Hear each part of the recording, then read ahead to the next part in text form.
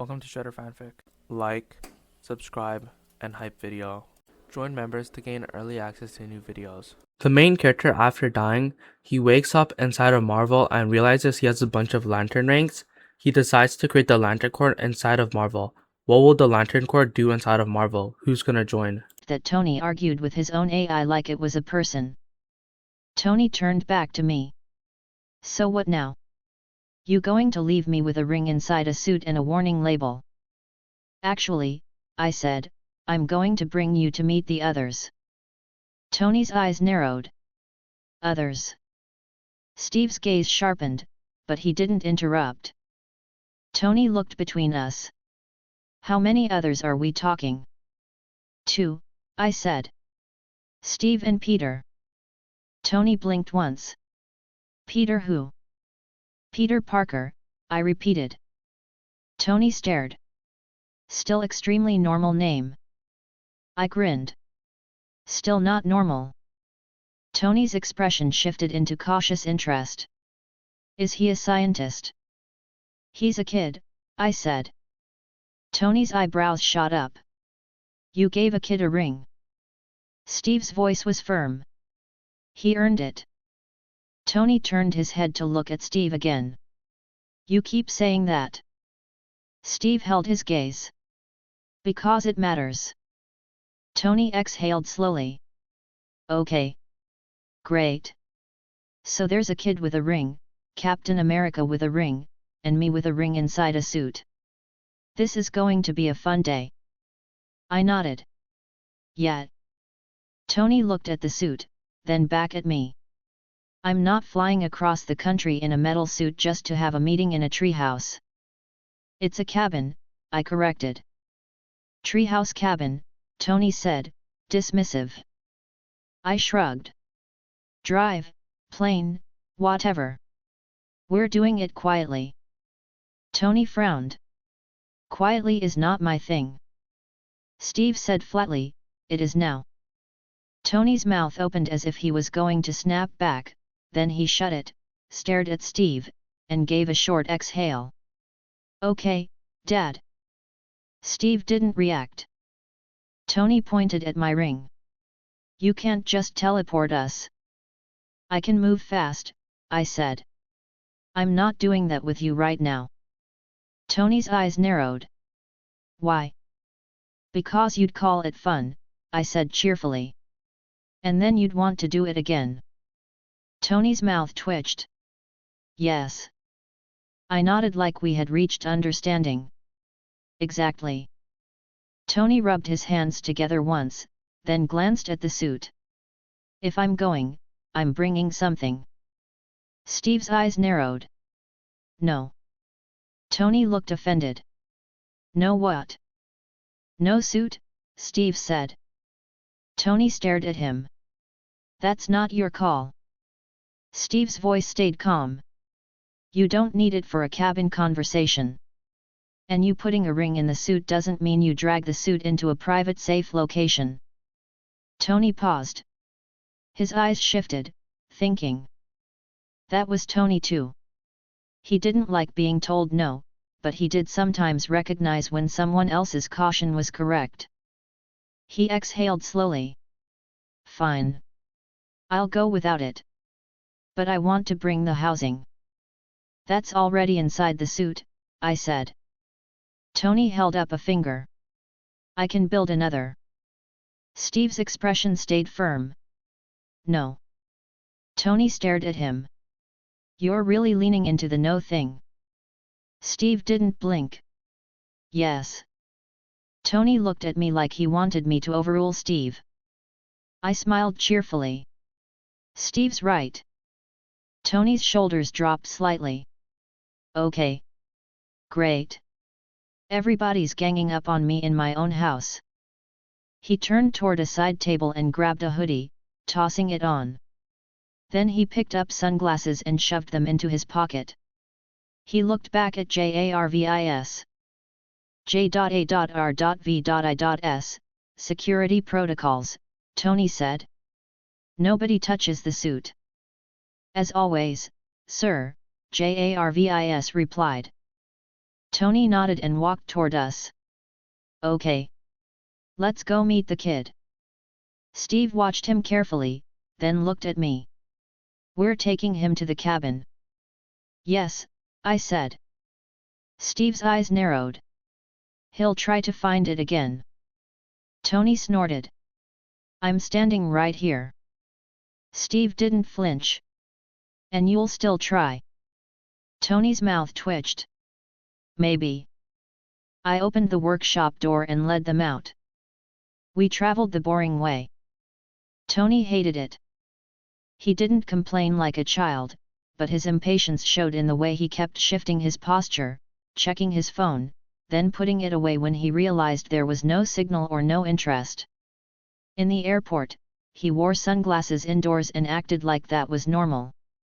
He talked too loudly at one point until Steve looked at him, and then he lowered his voice without admitting why. On the plane, Tony tried to start a conversation. He kept it casual, like he wasn't actually nervous. So, Tony said, leaning slightly toward me over the armrest, how long have you been doing this Latern thing? I looked at him. Not long. Tony frowned. That's not a number. It's a useful answer, I said cheerfully. Tony huffed softly. Okay. Fine. Where'd you get it? Not telling, I replied. Tony's lips pressed together. You're all about secrets. I'm all about keeping people alive, I said. Tony's expression tightened slightly, then he glanced away, like that hit close to something he didn't want to sit with. Steve watched the aisle ahead, not eavesdropping, but not ignoring.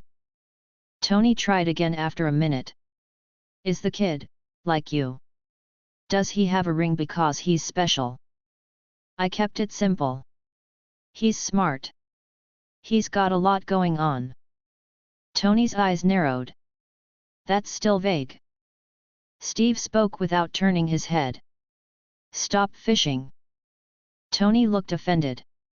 I'm not fishing. I'm learning. Steve replied evenly, you're trying to get leverage. Tony stared at him. That's insulting. Steve finally turned his head. It's accurate. Tony held his gaze, then leaned back with a short exhale. Okay. He didn't push again for a while. When we reached the region near the cabin, we rented a car. Tony drove for exactly 12 minutes before I took the keys back. His driving was fast, and Steve's patience was not unlimited. Tony complained the entire time. Okay, so we're going into the woods, Tony said, looking out the window as trees thickened. This is how horror movies start. Steve's voice was flat. It's a cabin. Tony sighed. It's always a cabin. I smiled. You'll be fine. Tony looked at me. You say that like you've never seen a horror movie. I've seen them, I said. This isn't one. Tony stared ahead. That's what people say before they get murdered. Steve's eyes narrowed. Nobody is murdering you. Tony glanced at him. Again with the confidence. Love it. We pulled up to the cabin as the sky started to dim. Smoke was not coming out of the chimney. The place looked still, quiet, ordinary. The kind of cabin you'd miss if you didn't know where to look. Wood walls. Small porch. One window lit faintly from inside. I parked, got out, and stretched my shoulders once. Tony stepped out and immediately scanned the area like he expected drones to pop out of the trees. Steve shut his door and stood still, watching Tony's behavior like he was already anticipating the problems. I walked up to the porch and knocked once, then opened the door without waiting. It's me. Inside, the cabin was warm. Peter was at the table with a notebook open, ring hand resting on the wood while he drew shapes and wrote notes. He looked up so fast his chair squeaked. His eyes immediately locked on Tony. His mouth dropped open. He stood too fast, almost tipping the chair, caught it, and then just stood there with his hands half raised like he didn't know what to do with them. "Oh my God," Peter said, voice high and breathy. "Oh my God! You're Tony Stark!" Tony froze in the doorway. He stared at Peter like he was seeing a ghost of his own past. Then his expression shifted into a quick, defensive smirk. "Yeah," Tony said. "Hi." Peter looked like he might actually start bouncing. "Hi. Hi. I'm Peter. Peter Parker. I live in Queens. I'm not. Steve's voice cut in, firm. "Breathe." Peter snapped his mouth shut, inhaled, exhaled, then looked at Steve with a guilty expression. "Sorry." Tony's eyes flicked to Steve's face, then to Peter again. "Okay," Tony said slowly. "So this is the kid." Peter nodded fast. "Yes. Yes. I might have a ring. Like you. Sort of. Well, you put yours in your suit, that's really cool, but I have mine on my finger." Tony's eyebrows lifted.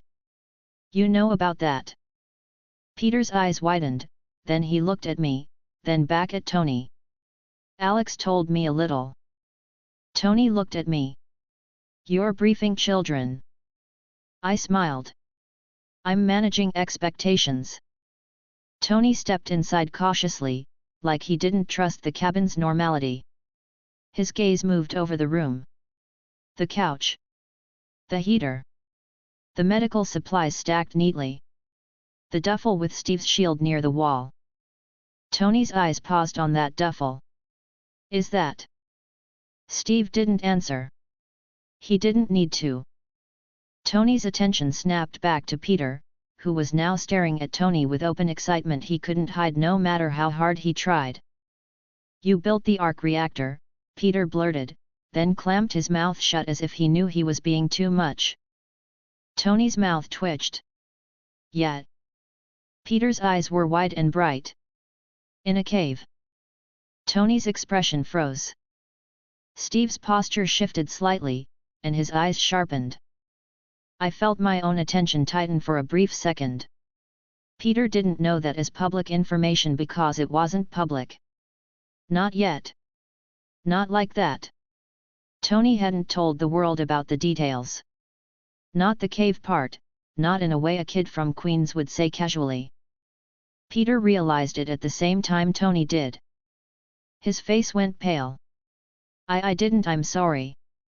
I didn't mean. I saw stuff online and I mean." Tony's voice turned sharp, but not loud. "There isn't stuff online about that." Peter swallowed hard and looked like he wanted to melt into the floor. Steve stepped forward half a step, calm but firm. "Tony." Tony's eyes flicked to Steve, then back to Peter. He wasn't angry in a yelling way. He was alarmed, cautious, and trying to decide if this kid was a threat. I stepped in, still keeping my voice light, but it carried enough seriousness to cut through. "Peter's not a threat. He's excited and he's messy. That's it." Tony stared at me. "He just said in a cave." Peter looked terrified now. His hands shook slightly. I tilted my head toward Peter, then toward Tony. "Peter. Don't talk about Stark's private situation. Ever." Peter nodded fast, voice small. "Yes. I'm sorry. I won't."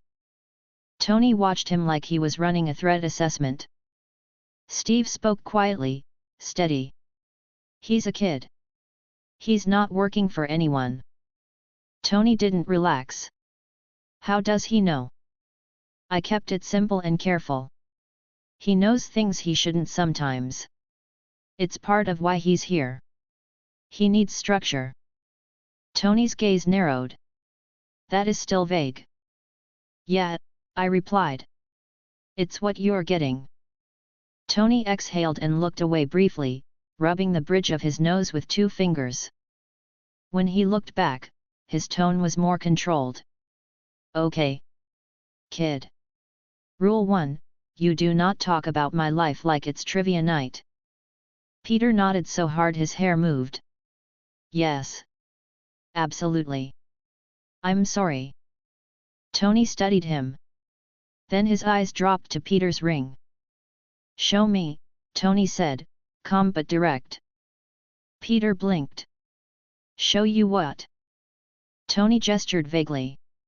Ring. Do something. Peter looked like he wanted to do everything at once. Steve cut in immediately. Basic. Peter inhaled, exhaled, and lifted his hand. A clean green line formed above the table, then a square, then a cube. Each one formed quickly and held steady. Tony's eyebrows lifted. Okay. Peter's excitement flared again, but he tried to keep it contained. I'm training. Tony glanced at Steve. He's training. Steve nodded once. Yes. Tony looked at me. So you're running a cabin training camp?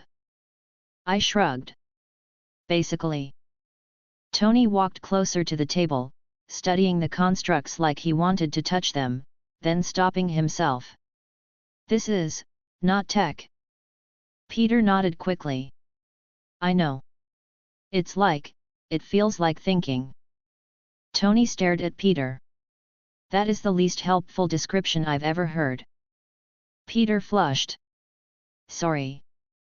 Tony's mouth twitched. Don't apologize. Just be accurate. Steve's voice was steady. He's new. Tony glanced at Steve. So am I. That's why you're here, I said cheerfully. Tony looked around again, then back at me. So what, we do introductions? I nodded. Yeah. Tony pointed at Peter. I already got his name. Peter blurted, Peter Parker, again like he couldn't help it. Tony looked at Steve. And you're Steve Rogers. Steve nodded once. Yes. Tony's gaze flicked down to Steve's ring. You're really wearing it like jewelry. Steve's expression stayed neutral. It's a tool. Tony snorted softly. Okay. Tony looked back at me. And you're still Alex, leader of the Latern Corps, founder of Weird Cabin Club. Yep, I said. Tony's posture shifted like he was settling into the reality of this. His eyes stayed sharp, but the immediate suspicion had eased slightly. Not trust. Not friendship. Just acceptance that this was happening and he wasn't being attacked. Peter looked at Tony again, trying to be calm and failing. Tony noticed. Stop staring. Peter snapped his gaze down. Sorry. Steve said quietly, Peter. Peter looked at Steve. Control, Steve said. Peter inhaled, exhaled, and nodded. Yes. Tony watched that exchange and his expression shifted slightly, like he realized Steve was acting as an anchor. That mattered. Tony sat on the edge of the couch without being invited, posture loose but alert. So you want me to train too? Yes, I said. Tony sighed. Great.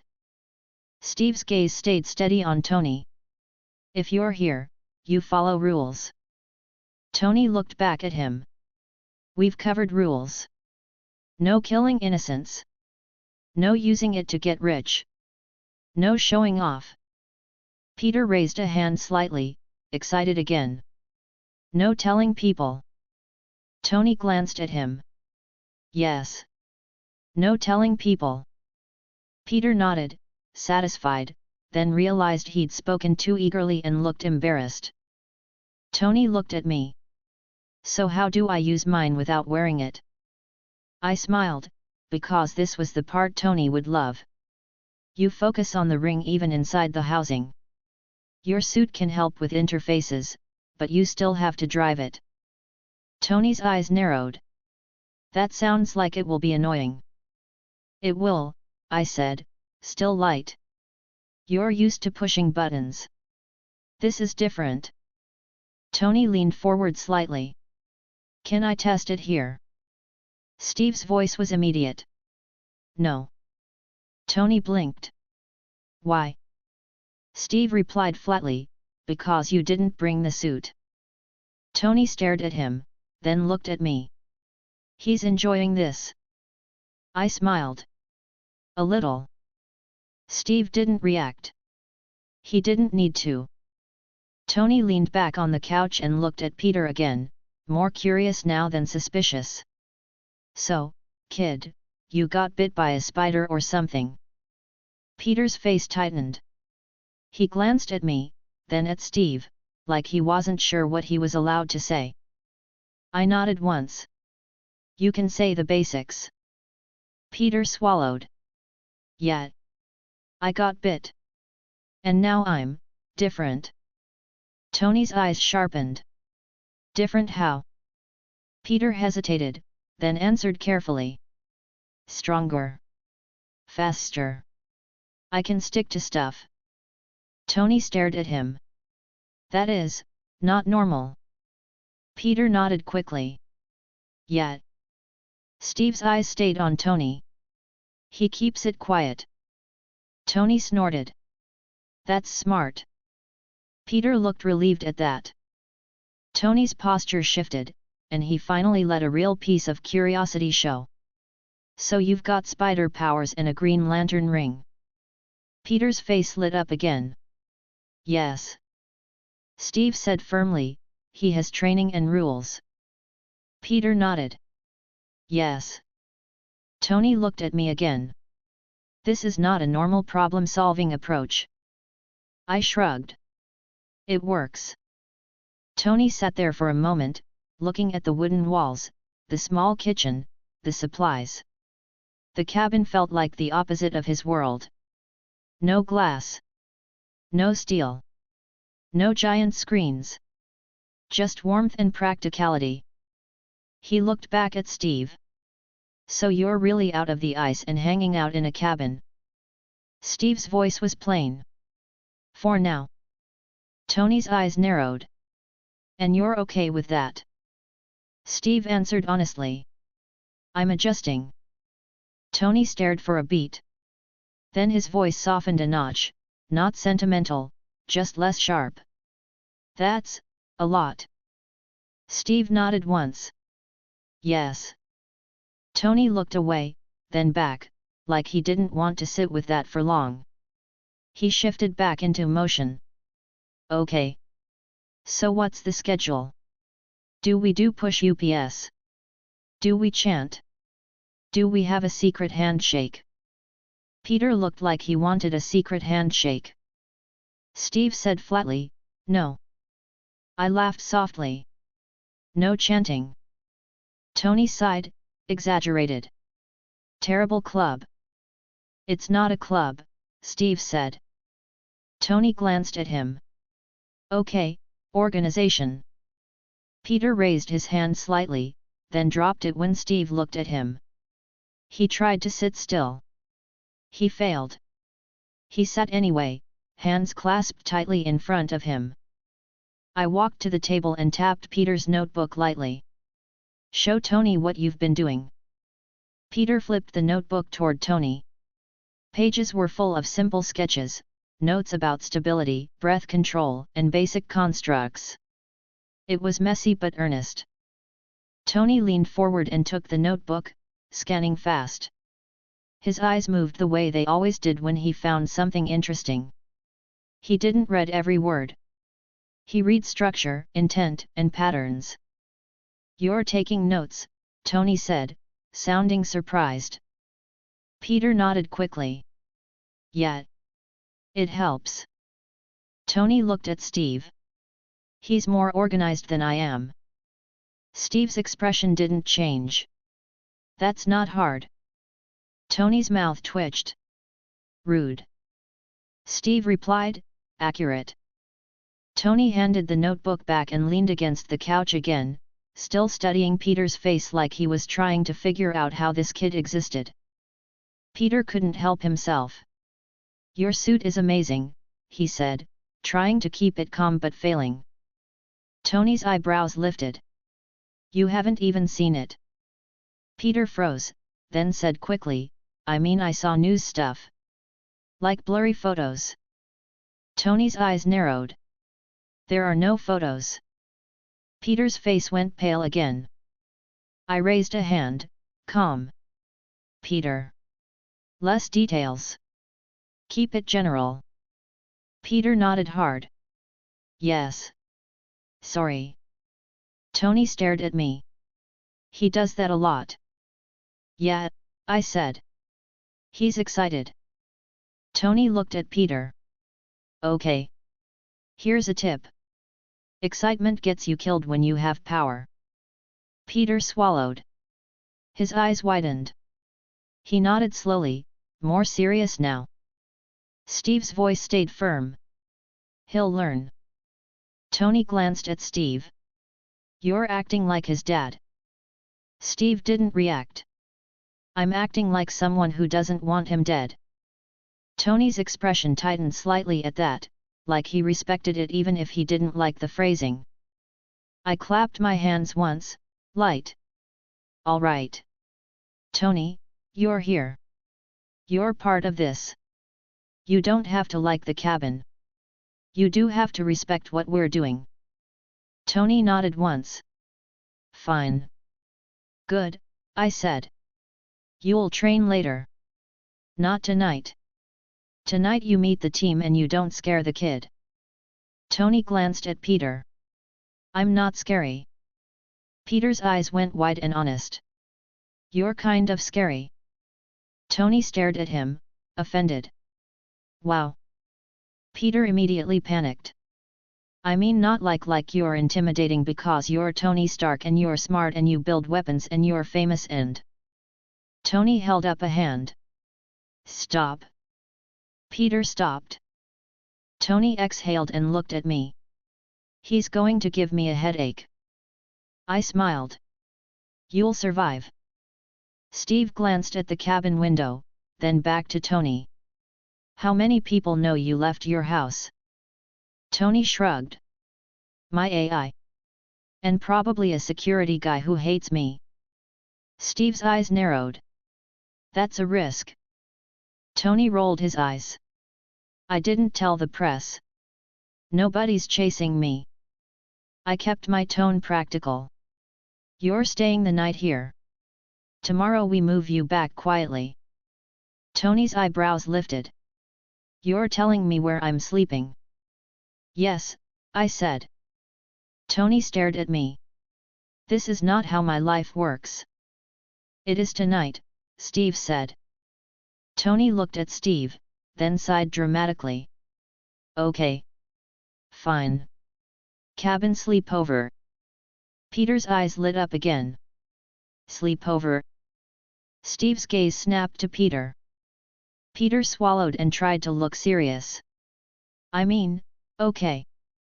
Tony leaned forward slightly, curiosity returning. So, Steve, how's the ring feel? Steve looked at his hand. Like responsibility. Tony blinked. That's... Steve met his gaze. It's a tool. It needs discipline. Tony leaned back. Okay. Great. Captain America is still Captain America. Steve didn't deny it. I moved toward the kitchen area and started pulling out food. Tony watched me like he expected a personal chef to appear. When none did, he looked mildly offended. You have protein bars, Tony said. Yes, I replied cheerfully. Welcome. Tony stared. This is a punishment. Peter said quickly, they're not that bad. Tony looked at him. You're 15. Your standards are broken. Peter flushed. Okay. Steve took a protein bar, unwrapped it, and ate it without comment. Tony watched that like it was a test. Steve didn't react. He just ate.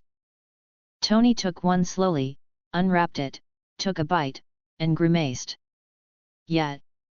That's bad. I laughed softly. You'll live. We ate, and the cabin settled into something close to routine. Tony stayed restless, pacing once, then sitting again. Peter tried not to talk too much and failed in small bursts. Steve stayed steady, watching both of them, not controlling, just present. At one point, Tony glanced at Peter's ring again. Show me something bigger. Steve's voice cut in immediately. No. Tony sighed. Of course. Peter looked torn between wanting to impress Tony and wanting to obey Steve. I smiled at him. Listen to Steve. Peter nodded quickly. Okay. Tony looked at me. So when do I actually learn to use mine? Tomorrow, I said. We'll do basics. Without the suit. Tony frowned. How? You'll focus on the ring in the housing, I said. We'll simulate it. Tony stared. That sounds annoying. It is, I replied cheerfully. You'll get over it. Steve's tone stayed firm. You need restraint training anyway. Tony looked at Steve. You keep saying restraint like it's a hobby. Steve replied evenly, it's survival. Tony held his gaze for a moment, then looked away like he didn't want to admit anything. Fine. The cabin grew quieter as the night wore on. Peter finally sat still for longer than 5 minutes, exhausted by his own excitement. Steve remained alert but less tense. Tony looked out the window once, then back at the wooden walls as if he was trying to decide whether he hated the simplicity or respected it. I watched them for a moment, feeling a small, contained satisfaction that I didn't let become a grin. This was messy. This was risky. This was also real. 3 important people in one room, none of them fully comfortable, all of them capable of doing serious good if they didn't step on each other. I stood up and stretched once. All right. We're done for tonight. Steve, same time in the morning. Peter, you're doing basics before breakfast. Peter nodded quickly. Yes. Tony blinked. Before breakfast. Yes, I said. Tony stared. This is absolutely a punishment. Steve said flatly, go to sleep. Tony looked at him. You're really committed. Steve nodded once. Yes. Tony exhaled and stood. Fine. Where do I sleep? I pointed toward the smaller back room. There's a bed. It's not fancy. Tony muttered, nothing here is fancy, but he walked toward it anyway. Peter watched him go like he couldn't believe this was happening. Steve looked at me. You're pushing things fast. I kept my voice calm. Not fast. Just direct. Steve's eyes narrowed. He'll bring attention. I know, I said. Steve's posture shifted slightly. And the kid? I know, I repeated, still steady. Steve watched me for another moment, then nodded once. All right. Peter spoke quietly, trying to sound serious. I'll be careful. I smiled at him. I know you will. Just keep your mouth under control. Peter flushed. Yes. Tony's voice called from the back room, annoyed. Do you have, like, a normal pillow? I called back, cheerful. No. Tony groaned loudly, then shut the door. Steve's mouth tightened slightly, like the closest thing he did to amusement. Peter looked at Steve. Is he always like that? Steve answered honestly. I don't know yet. Peter looked at me. Is he going to be okay? I nodded. Yeah. He's Tony.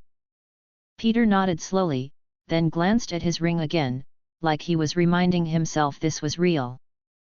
I walked toward my own room, then paused and looked back at Steve and Peter in the warm cabin light. "Lights out in 10, I said. Peter nodded quickly. "Okay." Steve nodded once. "Understood." I closed my door, leaving them in the main room, the heater humming, the cabin quieting down around 3 different kinds of responsibility. Chapter 9, Desert Heat and Metal Footsteps. Morning in the cabin always started the same way now. The heater hummed. The wood creaked once. Somebody moved quietly before anybody spoke. Steve was always first, not because he was trying to prove anything, but because that was how his body worked. Tony was second, not because he wanted discipline, but because he wanted coffee and couldn't fully sleep in a place that didn't have 20 screens and a security system talking to him every 5 seconds. Peter was the loudest even when he tried not to be, because he had too much energy and too many thoughts and he kept forgetting that floors made noise. I stepped out of my room and saw them all in the main room, each in their own lane. Steve stood near the window, ring hand lowered, posture straight, eyes scanning the trilene like it was a habit he could not turn off. Tony sat at the table with a mug in his hand, hair messy, face tired, expression already annoyed at the protein bar in front of him. Peter sat on the floor near the couch with his notebook open, practicing straight lines in the air above the wood, trying to keep his wrist steady. "Morning," I said cheerfully. Peter looked up fast. "Morning." Steve nodded once. "Morning." Tony squinted at me over his mug. "If you say protein bar again, I'm leaving." I smiled. "Good morning to you too." Tony took a sip and muttered, "This is still a punishment." I was about to reply when my ring gave me a clean, sharp shift. Not an alarm sound. Not a flashing warning. Just a sudden change in the ring's awareness, like the air itself had picked up a new weight somewhere far away. My face tightened a little before I smoothed it out. My posture changed. I didn't panic, but I got serious in the way I did when people could die. Steve noticed immediately. He didn't ask twice. "What is it?" he said, calm but sharp. Tony's head lifted. His eyes narrowed. "That look. I don't like that look." Peter's hand froze mid-line. "What's happening?" I inhaled once and exhaled once, steady. Something just hit the spectrum. "Not here. Far." Steve's eyes sharpened. "Hostile." "Yes," I replied. Tony set his mug down slowly. "Okay. What kind of hostile?" I glanced at them and made the call without hesitation. "We're moving. All of us." Peter's eyes went wide with excitement and fear mixed together. "All of us." Steve's voice stayed firm. "Gear." Tony stood, already irritated and energized at the same time. "I don't have my suit." "You don't need it," I said. Tony opened his mouth to argue, then paused, reading my tone. "Okay. That's new." I pulled on my jacket and gloves, ring hand covered but ready. Steve grabbed his duffel without drama. Peter shoved his notebook into his bag fast, then stopped and forced himself to breathe like Steve had drilled into him. Tony looked around the cabin like he still didn't like being told what to do in a wooden building, then he moved anyway, fast and efficient. Outside, cold air hit our faces. I lifted my hand and formed a compact transport construct, shaped more like a sealed vehicle than anything flashy. It wasn't pretty, but it was stable and fast. I kept the glow controlled, low enough that it wouldn't be visible from miles away. Tony stared at it with open interest even now. "You can do that?" "Yes," I replied. Steve stepped in first without hesitation. Peter followed, trying not to look like he was about to explode. Tony stepped in last, still watching the edges like he wanted to memorize how it held together. I took the front position, hands steady, focus clean. Then we moved. The landscape blurred beneath us as the construct schemed the terrain with controlled speed. I didn't push it to maximum. I kept it stable for passengers and quiet for attention. My ring guided direction, scanning for the source. As we crossed states, the temperature shifted slowly. The air dried out. The snow disappeared. Trees thinned and then gave way to open land and long roads. Peter pressed his face toward the side panel, staring out. "Where are we going?" "New Mexico," I said. Tony's eyes narrowed. "Why New Mexico?" "Because something big is there," I said simply. Steve didn't ask for a name. His body tightened slightly, ready. I already knew the timeline. I already knew the shape of this problem.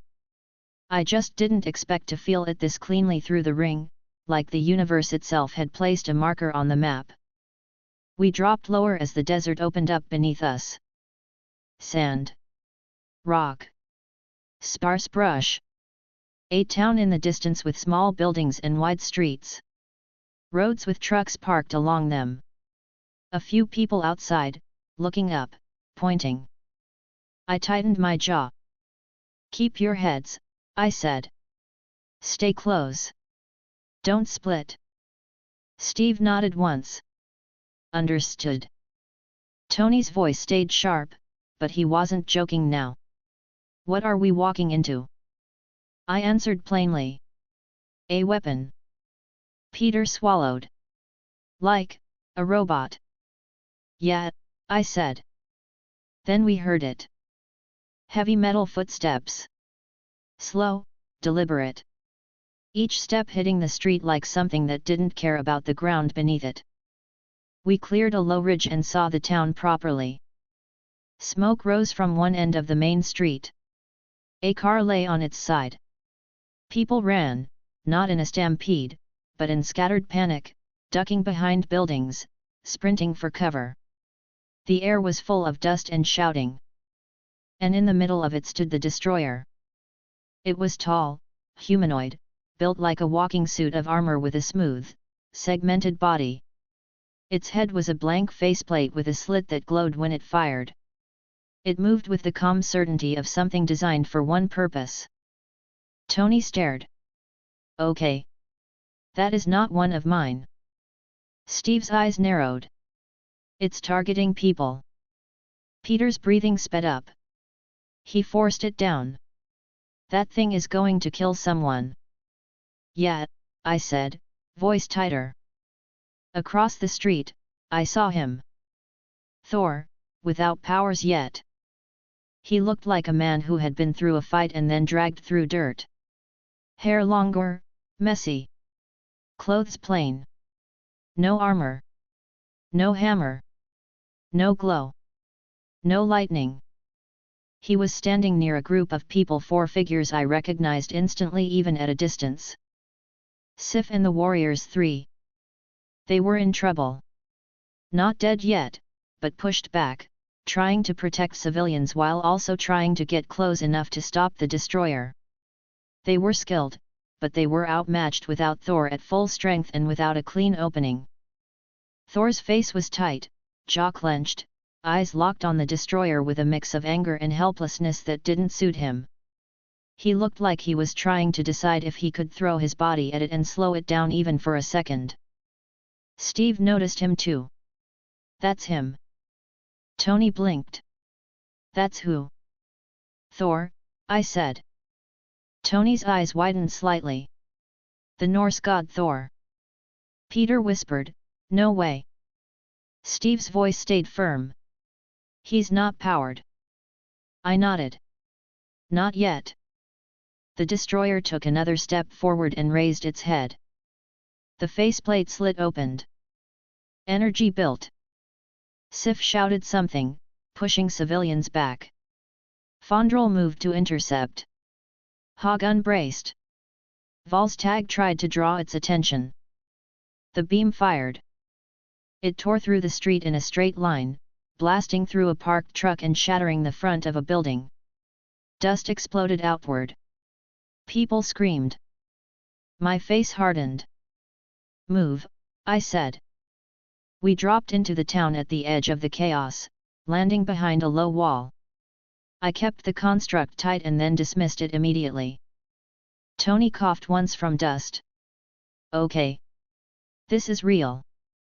Steve was already moving, scanning for civilians. Peter stayed glued close, eyes wide, ring hand trembling slightly until he forced it still. I stepped out from cover and walked toward Thor at a steady pace. Not running. Not creeping. Just direct. Thor turned when he saw us. His eyes flicked over Steve first, then Tony, then Peter, then me. His expression was suspicious, annoyed, and exhausted all at once. You, Thor said, voice rough. More humans. Tony opened his mouth, then shut it. He looked like he was trying to decide if he was being insulted. Steve didn't react. Peter stared at Thor like he was seeing a celebrity and trying not to say something stupid. I kept my tone friendly and clear. Thor. Your friends are about to die if this keeps going. Thor's jaw tightened. I know. I held up my ring hand slightly so he could see it. I can give you power right now. Thor's gaze snapped to the ring. His eyes narrowed. What is that? Not magic, Tony muttered automatically, then stopped himself. Steve glanced at Tony like he didn't appreciate commentary. I kept it simple. It's a ring. It makes constructs. It responds to will and focus. It can help you fight that thing. Thor's face twisted with frustration. I have no need of your trinkets. Another blast hit the street behind him, closer this time. A shockwave of dust rolled over us. Sif shouted again. Fondrel staggered back. Hagun's stance tightened. Val's tag swung at a piece of debris flying toward a civilian, knocking it aside with effort. Thor flinched at the sound. His eyes flicked toward them and stayed there. His breathing changed. He looked back at me, face tight, anger and fear showing in his eyes even if he wanted to hide it. They will die, he said, voice low. Yes, I replied. Thor's jaw clenched. And you would have me accept power from a stranger? Yes, I said, still calm. If you want to save them. Thor stared at his friends again. Then he looked at the destroyer, which had turned its head slightly, tracking movement. Thor took a step forward like he meant to walk directly into it without anything. Steve stepped in slightly, voice firm. Don't do that without a plan. Thor snapped his gaze to Steve. His eyes widened for a fraction of a second. You, Thor said, confused. You are. Not the time, Steve said. Tony's eyebrows lifted. Yet. Not the time. Thor looked back at me.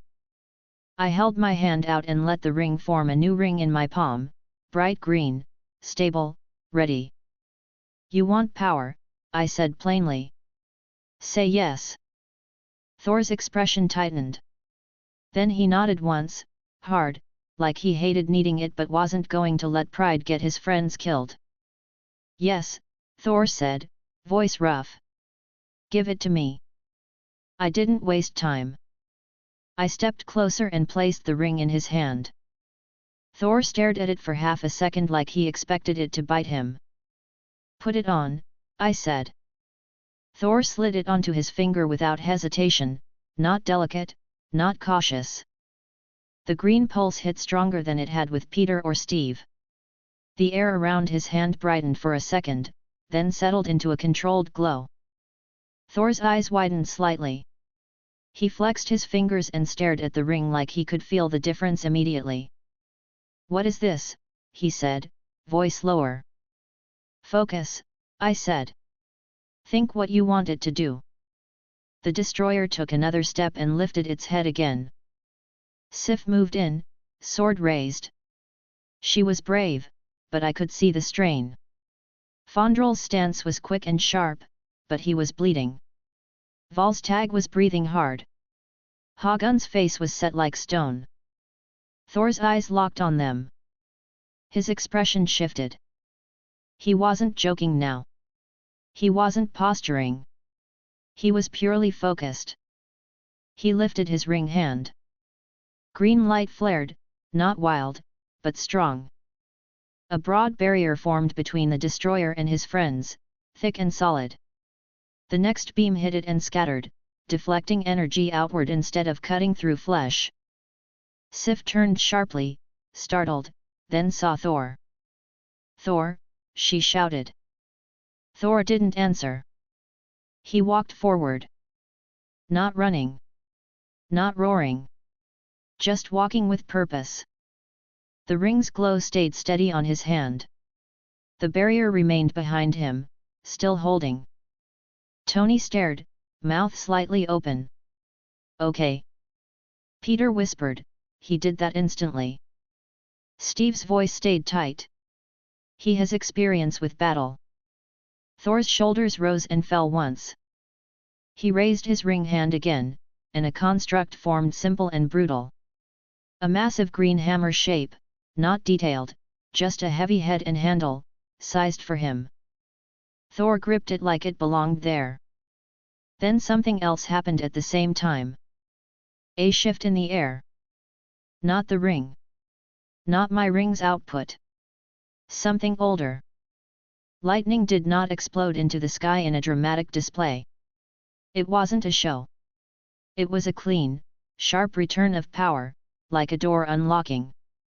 Thor's posture changed. His shoulders set differently. His spine straightened. His face tightened into a look of certainty. He stepped forward and swung the construct hammer once. The destroyer raised its arm to block, but the strike hit with both the ring's force and Thor's returning god strength at the same time. The impact was immediate and final.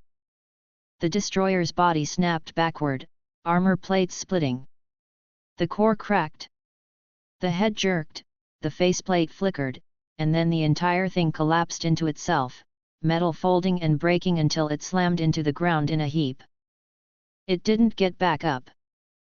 Dust rolled across the street. The sound of people running slowed. Shouting turned into stunned silence. Someone far down the road yelled, "What the hell was that?" and nobody answered. Thor lowered his hand. The green hammer dissolved into nothing. Sif ran toward him first, relief clear in her face even through exhaustion. The warriors three followed, battered but alive. "My prince," Hagun said, voice low, respectful. Fondrel's expression was sharp, pleased. That was well timed. Volstagg laughed, loud and relieved. "Ah! There he is." Thor turned to them, and his face softened slightly. He looked like he wanted to say something, but he didn't waste time on speeches. He reached out, steadying Sif briefly, checking them with his eyes like he needed to be sure they were real and alive. Then he looked back toward me. He walked over her slowly. Up close, he looked different than the powerless version I'd seen in the movie scenes I remembered. He looked restored, not in costume, but in presence. His eyes were clearer. His posture was certain. The ring still glowed faintly on his finger. He stopped in front of me. "Thank you," Thor said, voice firm and sincere. I nodded, keeping it light. "You're welcome." Thor looked down at the ring, then back at me. "This power, it is not mine." "It's yours now," I said. Thor's eyebrows pulled together. "I will return it." He started to slide it off.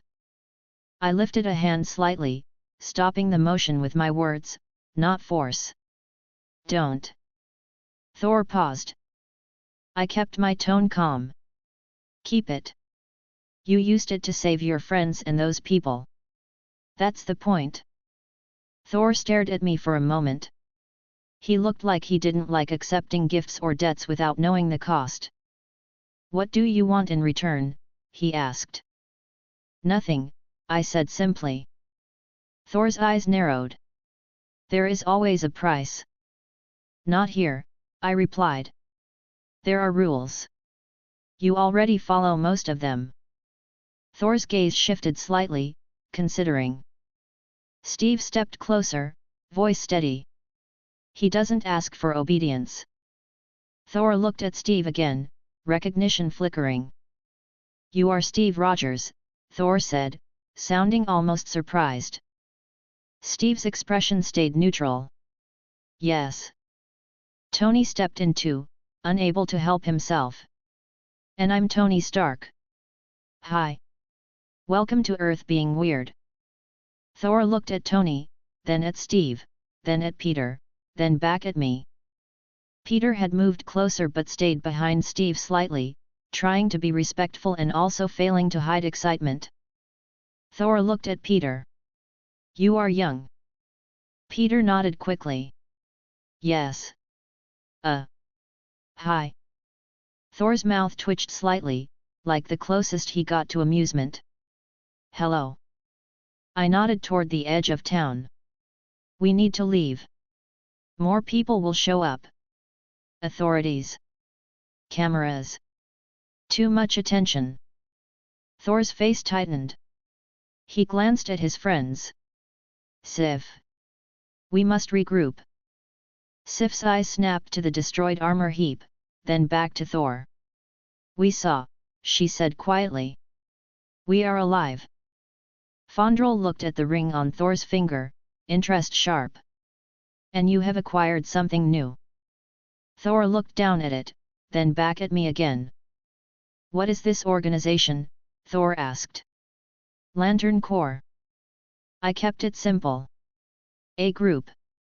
People with rings. We help when things get dangerous. We don't take control. We don't announce ourselves. Thor nodded slowly. And you lead? Yes, I said.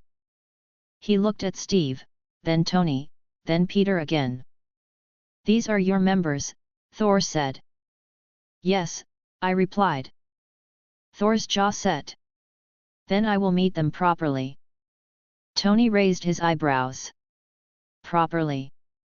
Steve glanced at Tony like he wanted less commentary.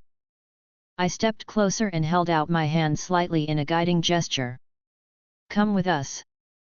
We have a base. Thor's eyebrows lifted. A fortress. It's a cabin, Tony said immediately. Peter blurted, it's really cozy, then looked embarrassed. Steve said firmly, we leave. I formed the transport construct again, compact and sealed.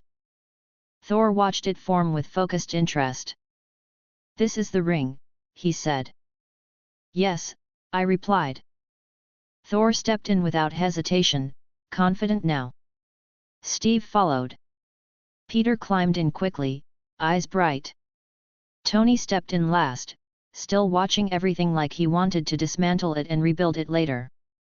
I guided us up and out, moving fast but controlled. Below, the town shrank. People stood in the street staring at the wreckage. Dust drifted. Sirens began in the distance. Thor looked down through the construct's side panel, jaw tight. They will speak of this, he said. Yeah, Tony replied. They will. Steve's voice was calm. They will also be alive to speak. Thor nodded once. Yes. The trip back was quieter than the trip there. Peter kept glancing at Thor like he couldn't believe he was sitting next to him. He opened his mouth a few times and then shut it again, remembering Steve's rules. Tony watched Thor's ring hand openly, trying to understand how it interacted with him so seamlessly. Steve watched everyone, steady, keeping the group from turning into noise.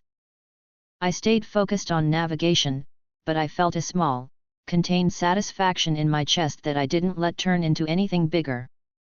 That fight could have gone bad fast if Thor hadn't accepted help. He did. People lived. When we landed near the cabin, the woods were still and cold again. The contrast with the desert made Peter shiver. We stepped inside. Warm air hit us. The cabin looked the same as always, which was the point. Ordinary. Private. Quiet. Peter moved first, clearing space near the table like he wanted to host, then stopping himself because he realized he wasn't the leader. Tony walked in and immediately looked like he wanted to complain that a god was now in a cabin. He didn't. He just stared at the wooden ceiling like it offended him. Steve closed the door and locked it without making a big deal. Thor stepped into the main room and looked around, taking in the small space and the supplies and the simple furniture. "This is your base," Thor said. "Yes," I replied. Thor nodded slowly as if he accepted it. I gestured casually. "All right. Meet the Latern Corps." I pointed at myself first. "Alex. Leader." Thor nodded once. "Alex." I pointed at Steve. "Steve Rogers." Thor looked at Steve with respect. "Captain." Steve's tone stayed calm. "Thor." I pointed at Tony. "Tony Stark." Tony lifted a hand slightly. "Hi." Thor's gaze moved to Tony's face. "Stark?" Tony blinked. "Okay. That's formal." I pointed at Peter. "Peter Parker." Peter stepped forward half a step, eyes wide. "Hi." Thor looked at him again, then nodded. "Peter Parker." Peter looked like he might faint from happiness, but he didn't. He just stood very still, hands clenched loosely at his sides. Thor looked at the four of us in turn. "I have fought beside warriors," Thor said, voice steady. "But this is different." Tony snorted softly. "Yeah. It's a cabin club." Steve's eyes narrowed. "Tony." Tony held up both hands. "Okay. Sorry." Thor looked at his ring again, then back at me. "I will follow your rules." I nodded. "Good." Thor's eyes were serious. "And I will train." Steve's expression eased slightly. "Good." Peter's eyes lit up. "We train every day." Tony glanced at Peter. "Of course you do." Peter flushed, then nodded quickly. "Yes." I smiled faintly, letting it show just a little. "All right. Everybody sit. We're going over basics and rules again, and then we're setting schedules." Thor sat carefully on the couch like he wasn't sure how fragile it was. Tony sat in a chair like he didn't want to admit he was tired. Steve remained upright and ready even while sitting. Peter sat on the edge of his seat, vibrating with contained excitement. I stood near the table, hands relaxed. "Rule 1, I said. No using the ring to hurt innocent people." Thor nodded. "Agreed." "Rule 2, I continued. No using it for money or power games." Tony's mouth tightened. "Fine." "Rule 3, I said. No telling people. This stays quiet." Peter nodded fast. "Yes." Thor's face was firm. "Understood." "Rule 4, I added. You train. You don't freestyle in public. You don't test limits in a city." Tony sighed. "Okay." Steve looked satisfied. "Good." Thor looked at me. "What do you require of me?" I kept it practical. "Control. Restraint. You already have power. The ring makes it easier to hurt people by accident if you're sloppy." Thor's eyes narrowed slightly. "I am not sloppy." I smiled politely. "You also just started using a new tool. Everyone is sloppy at first." Thor paused, then nodded once, accepting it. Peter looked at Thor's ring again, then blurted, "That was so cool," and immediately looked guilty. Steve didn't correct him this time. He just watched him. Thor's expression softened slightly. It was necessary. Tony leaned back and stared at Thor. So you got your powers back and also got a ring. That's efficient. Thor looked at Tony. It was not about efficiency. Tony's mouth twitched. Sure. Steve's voice cut in, calm. It was about saving lives. Thor nodded. Yes. I watched them settle, the room full of personalities that did not naturally fit together. Steve's discipline. Tony's restless intelligence. Peter's eager heart. Thor's direct strength. And me, sitting in the middle of it all like I hadn't just dragged a cosmic power system into the early days of a world that was already complicated. I clapped my hands once, light. All right. Training starts after food. Thor, you're doing basics like everyone else. No skipping. Thor's eyebrows lifted. I destroyed a weapon with one strike. Yes, I said cheerfully. And you're still doing basics. Tony smirked. Welcome to the cabin club. Thor looked at Tony like he was deciding whether Tony was joking or just annoying. Steve said, eat first. Peter nodded quickly. I can get protein bars. Tony groaned. Thor looked confused. Protein bars. I smiled. Welcome. Chapter 10, A list on the table. A week in the cabin changed the noise level more than anything else. Not because anyone became quiet. Tony still talked like silence was an insult. Peter still had to physically stop himself from blurting every thought the second it appeared. Thor still moved like he was used to rooms making space for him. Steve still lived on discipline the way most people lived on coffee. But the week gave them rhythm. Mornings were training. Not heroic training. Boring drills. Lines, squares, restraint pressure, barriers that held steady under repeated impacts. Steve took it seriously every day without fail. Peter took it seriously while looking like he wanted to sprint around the cabin shouting. Tony took it seriously in a way that looked like he was annoyed the ring didn't come with a manual and a warranty.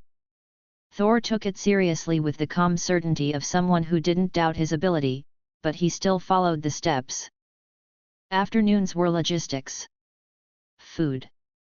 Repairs. Travel planning.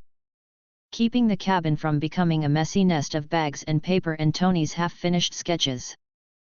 Evenings were the closest thing we had to downtime, and that still meant arguments about rules, questions about boundaries, and Tony trying to push for just one test that Steve shut down every time. By the seventh day, I could look at the group and see a real unit forming. Not friends, not family, not a team that had fought together for years. Just people learning each other's limits and patterns. That morning, after training, I told them to sit. Tony immediately complained. Oh good, he said dryly, dropping into a chair. Story time. Peter sat on the couch with his notebook ready like he was about to take an exam. Steve sat at the table, posture straight, hands flat. Thor sat as well, large frame making the couch look small, expression neutral and attentive. I stood near the table and lifted my ring hand. A green construct formed in the air, a flat rectangular panel, wide like a screen, hovering above the table at an angle so everyone could see it. Then a second panel formed beside it, and a third, like a simple slide deck. Tony leaned forward immediately, interest obvious. Is that a PowerPoint? I smiled. Basically. Peter's eyes widened. You made a PowerPoint with the ring. It's easier than drawing on paper, I replied cheerfully. Steve's gaze stayed steady. What is this? Candidates, I said. Thor's eyes narrowed slightly. 4 rings. Yes, I replied. Tony pointed at the floating panels. You did not just call a meeting and pull up a glowing presentation like you're a manager. I did, I said. Tony shook his head. This is unbelievable. Peter looked like he loved it. Steve didn't react. He just waited. I tapped the first panel lightly. A photo appeared. A woman with red hair and sharp eyes. Natasha Romanoff. First candidate, I said. Natasha Romanoff. Tony's eyebrows lifted. You want to recruit a spy? Peter blinked. Black Widow. Steve's expression tightened slightly, but he didn't interrupt. Thor looked at the image, then back at me. Who is she? A highly trained operative, I said. Smart. Capable. Good in a fight. Good under pressure. Tony's mouth tightened. And loyal to whoever pays her. Not exactly, I replied. She's loyal to her mission. That's the problem and the benefit. I kept it blunt because that was the only way to keep a group like this focused. She has strong morals, I continued. Not clean. Not simple. But she has a line. She'll protect people. She'll make hard choices. She will also follow Nick Fury's orders if she believes they matter more. Steve's gaze sharpened at Fury's name. He didn't flinch. He just listened harder. Tony leaned back. So she might betray us. She might, I said. Not because she's evil. Because she's trained to prioritize her chain of command. Peter swallowed. Would she, tell S.H.I.E.L.D? Probably, I said. Steve spoke, calm but firm. Then why consider her? Because she's effective, I said. And because she'd rather stop a disaster than watch it happen. She's someone who can be trusted with civilians when things go bad. Tony snorted softly. You just described a lot of people. Not at her level, I said. I tapped the panel again. It slid to the next image. Clint Barton. Second candidate, I said. Clint Barton. Hawkeye. Tony's eyes narrowed. Another SHIELD guy. Peter nodded quickly. He's a hero. Steve's jaw tightened faintly at the word hero, like he didn't love labels. Barton is loyal, I said. But like Natasha, he's loyal to Fury and his assignment. If he's told to choose between the Corps and SHIELD, he might choose S.H.I.E.L.D. Tony gestured with one hand, annoyed. So you're building a group and your first picks are two people who might report us to the world's biggest spy agency. Not my first picks, I said. Possible picks. Steve's eyes stayed fixed on the image. Capabilities. Excellent under pressure, I said. No enhanced abilities, but he performs like he is enhanced. He's steady. He's precise. He can be relied on in a chaotic situation. Thor watched the image with a neutral expression. He uses a bow. Yes, I said. Thor's eyebrows lifted slightly. Against gods. Tony looked at Thor. It's not about the bow. Thor's expression didn't change. It is partly about the bow. Peter looked between them like he didn't know how to enter that conversation safely. Steve's voice cut in, steady. Continue. I nodded and tapped the panel. Bruce Banner. The room shifted slightly the moment his face appeared. Not fear exactly, but a quiet seriousness that settled in. Tony's expression changed first. Less sarcasm. More calculation. More interest. Steve's gaze narrowed. Focused. Peter leaned forward, eyes wide. That's him. Thor looked at the image, then at me. The one who becomes the monster. I nodded. Yes. I spoke clearly, keeping it grounded. Banner is a good person, I said. Good morals. He avoids harm. He carries a lot of guilt.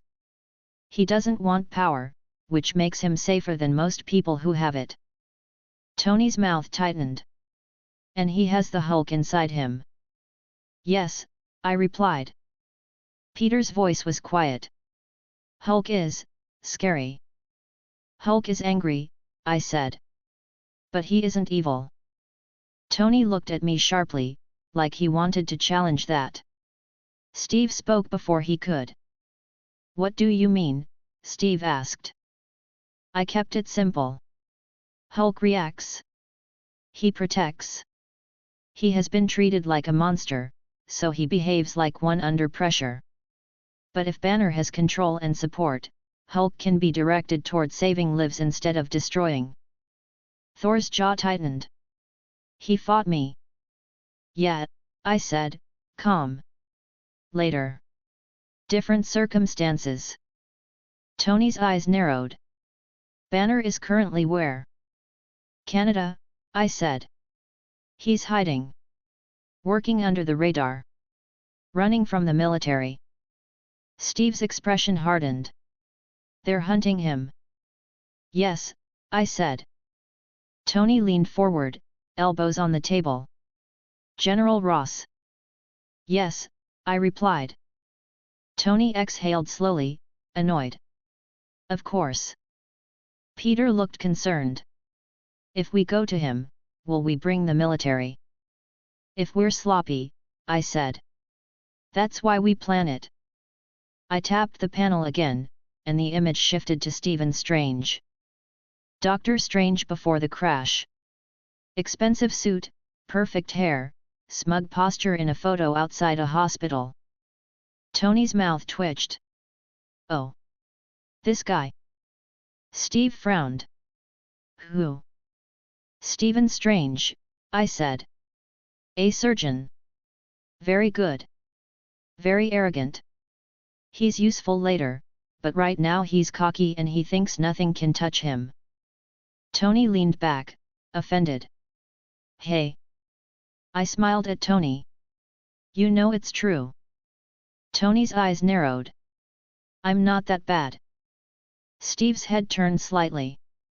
You are. Tony looked at Steve. Wow. Peter looked like he wanted to laugh but didn't. Thor studied the image. Why consider him if he is arrogant? Because he becomes important, I said. But not yet. He needs to be humbled first. If we show up now and offer him power, he'll treat it like a toy or a trophy. Tony scoffed. I do not treat tools like toys. Steve didn't even glance at him. You do. Tony threw his hands up. This is ridiculous. I moved on before Tony could turn it into an argument that lasted an hour. I tapped the panel again. Wanda Maximoff and Pietro Maximoff. The twin photos appeared side by side. Wanda with calm eyes and a guarded expression. Pietro with that sharp, restless look. Peter's face tightened immediately. The Maximoff twins. Tony's posture stiffened. He didn't speak yet, but I saw the shift in his shoulders. Steve leaned forward slightly. Hydra. Thor's eyes narrowed. Hydra. I nodded. There's Wanda, I said, pointing at her image. She's the better twin in terms of restraint.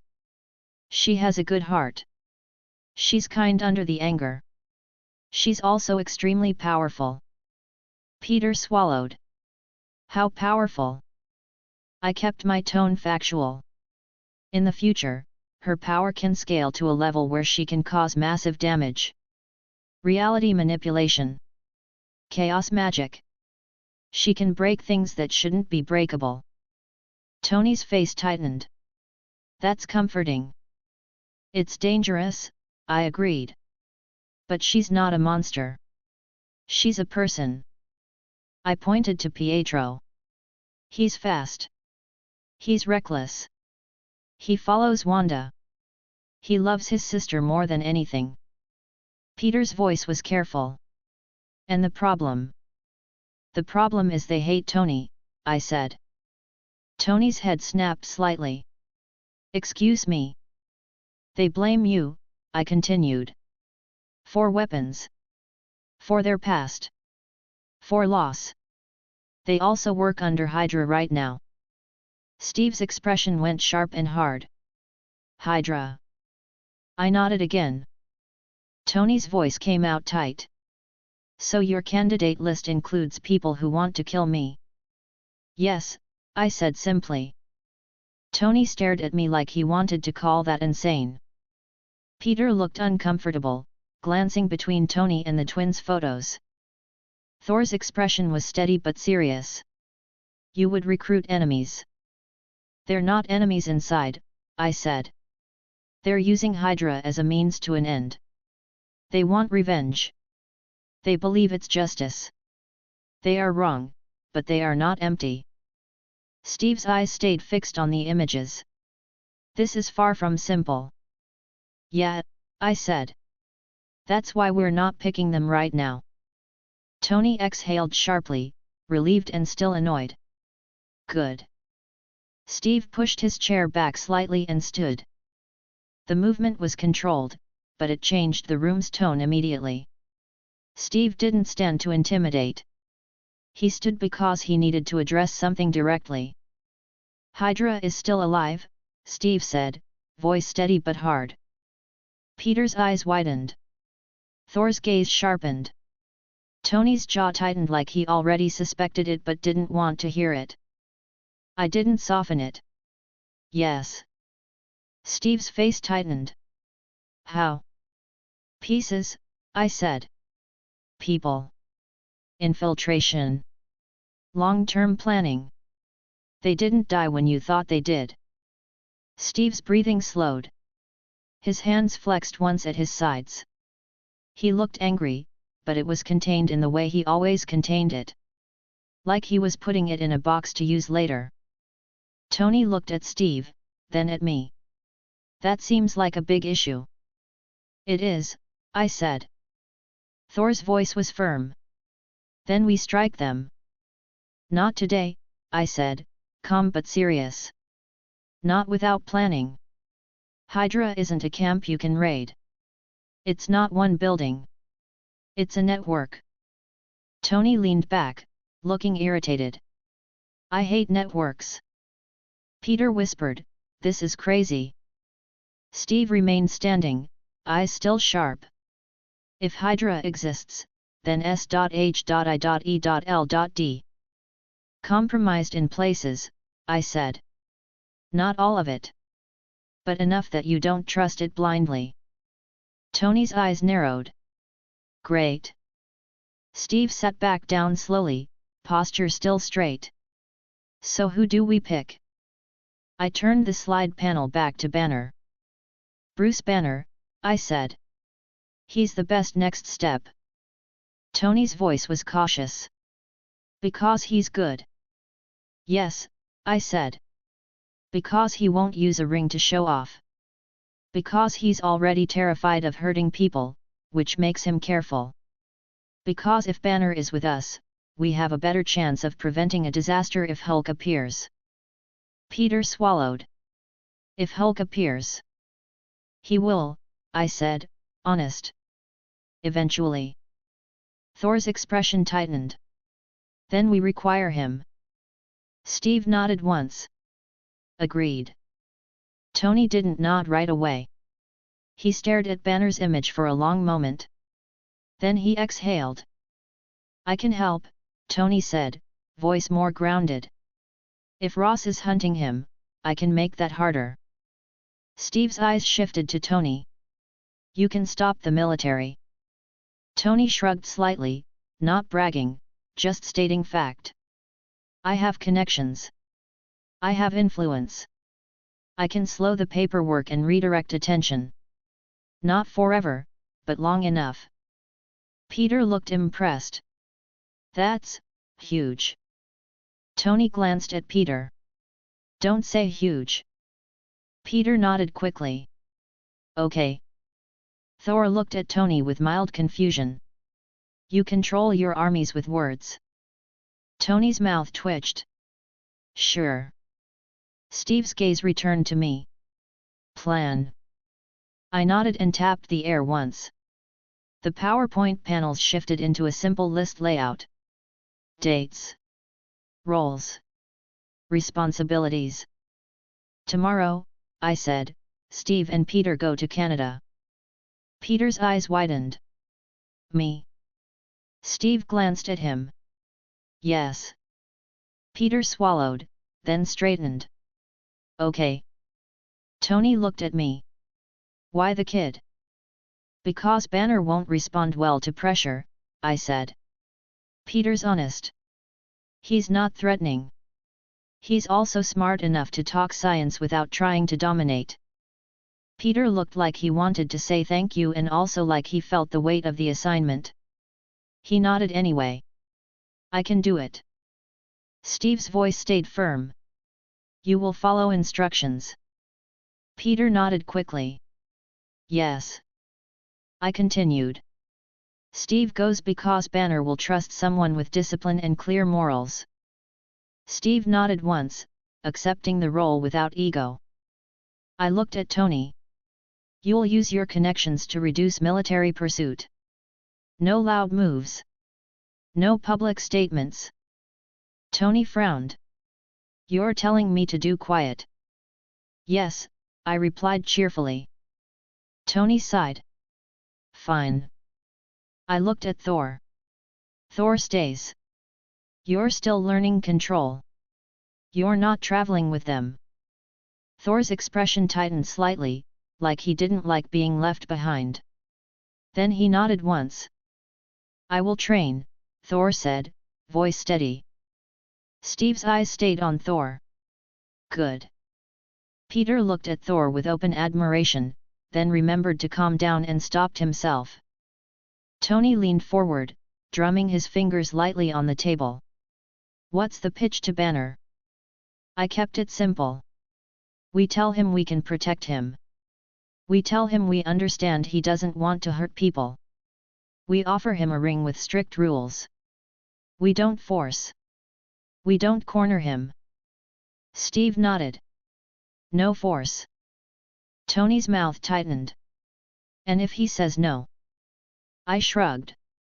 Then we leave. Peter blinked. Just like that? Yes, I said. Banner is not a person you pressure. Steve's gaze stayed steady. What about the Hulk? We don't provoke, I said. We don't talk like he's a monster. We don't threaten him.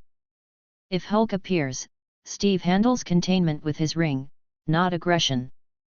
Steve's jaw tightened faintly. Understood. Peter looked nervous but nodded. Okay. Tony looked irritated. And if Hulk appears and containment fails? I looked at Tony. Then we leave. And we keep civilians safe. That's the priority. Tony stared at me, then nodded slowly, like he didn't like it but accepted the logic. Thor's voice was firm. If the beast appears, I will strike it down. I shook my head. No. Thor frowned. No. Not strike, I said. Not unless lives are at immediate risk and there is no other option. Thor's expression tightened. He didn't like being told to hold back, but he listened. Steve's voice supported mine, calm and solid. Banner is not an enemy. Thor's gaze stayed hard for a beat. Then he nodded once. Understood. Peter let out a breath he didn't realize he was holding. Tony leaned back and pointed at the air panels. So this is the decision. Banner first. Yes, I said. Steve nodded once. Agreed. Peter nodded quickly. Agreed. Thor nodded. Agreed. Tony exhaled. Fine. Agreed. I dismissed the PowerPoint construct. The green panels dissolved cleanly into the air. For a moment, the cabin felt smaller. Not cramped, just full. Full of people who had chosen a direction and now had to follow through. Steve stood up again, calmer than before but still serious. Hydra. Tony looked at him. Yet. Hydra. Great. Peter looked worried. We'll deal with it later. We will, I said. But not by rushing. Steve nodded once, then looked at Peter. Pack lightly. We move early. Peter straightened. Yes. Tony stood, adjusting his hoodie. I'll make calls. Quiet calls. I smiled at him. Proud of you. Tony glared. Don't. Thor rose as well. I will train. Steve's gaze softened slightly. Good. As they split off into their tasks, I stayed in the main room for a moment and looked at the empty air where the slides had been. My ring glowed faintly, steady and calm. The plan was simple on paper.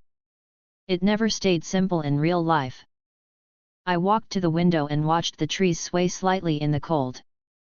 Tomorrow, Steve and Peter would go to Canada.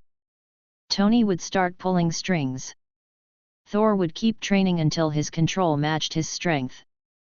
And Banner, somewhere far north, would keep trying to disappear because the world wouldn't let him be a person without fear. Chapter 11, Passports, Snow and an Empty Seat.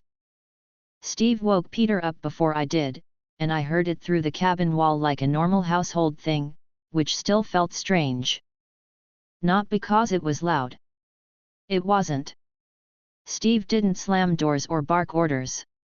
He just spoke in that steady voice of his, the one that carried even when he kept it quiet. Peter, Steve said firmly. Up. A beat of silence followed, then a muffled groan. It's still dark, Peter replied sleepily. That's the point, Steve said, calm and unmoving. I sat up in my bed and rubbed my face once, then swung my feet onto the floor. My ring was warm under my glove where I'd left it on, steady like always. I stood, pulled on my hoodie, and walked into the main room. The cabin was dim. The heater hummed. The window showed a cold grey blue sky that hadn't decided if it was morning yet. Steve was already dressed, jacket on, boots laced. His duffel sat on the floor near the door. His shield, still in the plain bag, was positioned like it had never left his awareness. Peter was half out of the back room, hair messy, eyes squinting. He wore a hoodie and sweatpants and looked like he'd tried to put on seriousness and failed. Tony sat at the table with a mug, looking annoyed at the universe for existing. He had sunglasses on even though it was dark inside. He had his phone in hand, thumb scrolling, expression tight. Thor stood near the stove, posture straight, quietly eating without comment, his ring faint and calm on his hand. He looked like early mornings didn't bother him at all. Morning, I said cheerfully. Peter blinked at me. Morning, he replied, voice cracked with sleep. Steve nodded once. Morning. Tony didn't look up. It's not morning. It's a crime.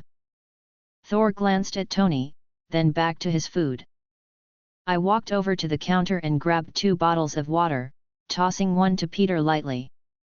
He caught it with quick reflexes that were still new enough to surprise him. He stared at his hand for half a second, then forced himself to move on. Steve watched that and said, "Drink." Peter nodded quickly. "Yes, sir." Steve's mouth tightened faintly. "Don't call me that." Peter flushed. "Sorry." "Yes. Steve." "Better," Steve said. Tony looked up at Peter and sighed like he was watching a puppy get trained.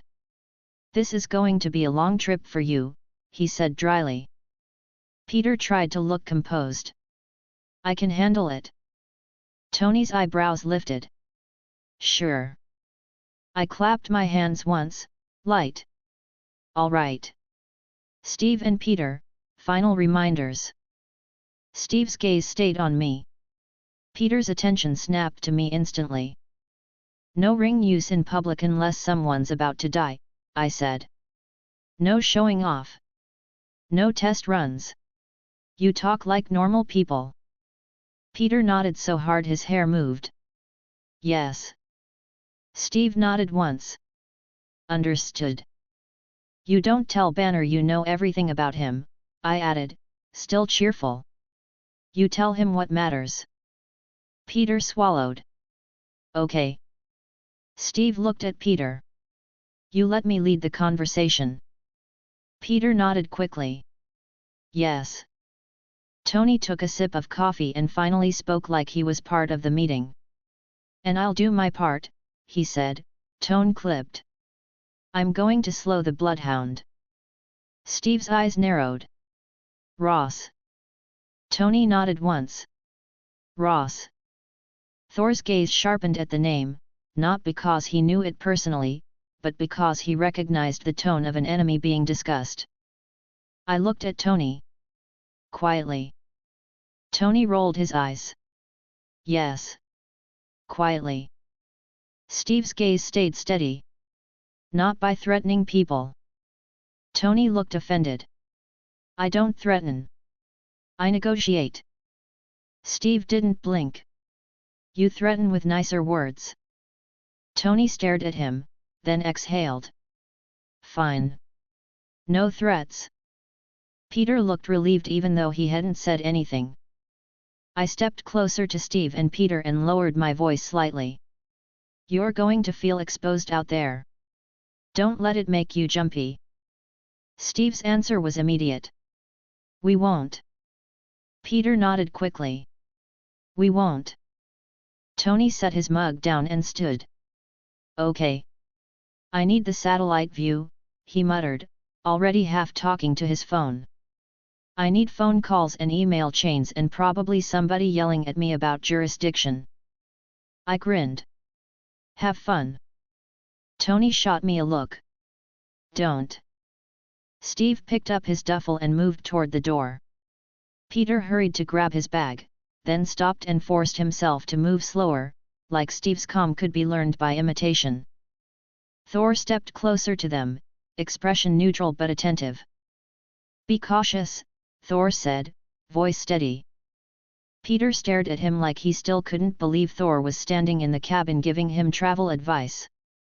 We will, he said quickly. Steve nodded once at Thor. Train. Thor's jaw set. I will. Steve opened the door. Cold air rolled in. The outside was dim and quiet, snow crusted in places around the porch steps. The forest stood still.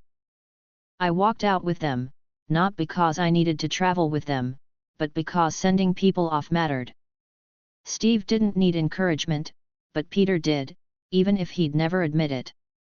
I formed a simple construct vehicle again, compact and sealed, hovering low over the snow. This time I made it look even more plain, less glowing, more like a dull green shell with minimal shine. Peter stared at it with nervous excitement. Steve stepped in immediately like it was a normal car. Peter followed, then looked back at me. You're not coming, he said. No, I replied, smiling. You've got Steve. Peter nodded slowly, then looked at Steve like that was both reassuring and scary. Steve's voice stayed calm. Get in. Peter did. I leaned into the opening slightly and looked at Steve.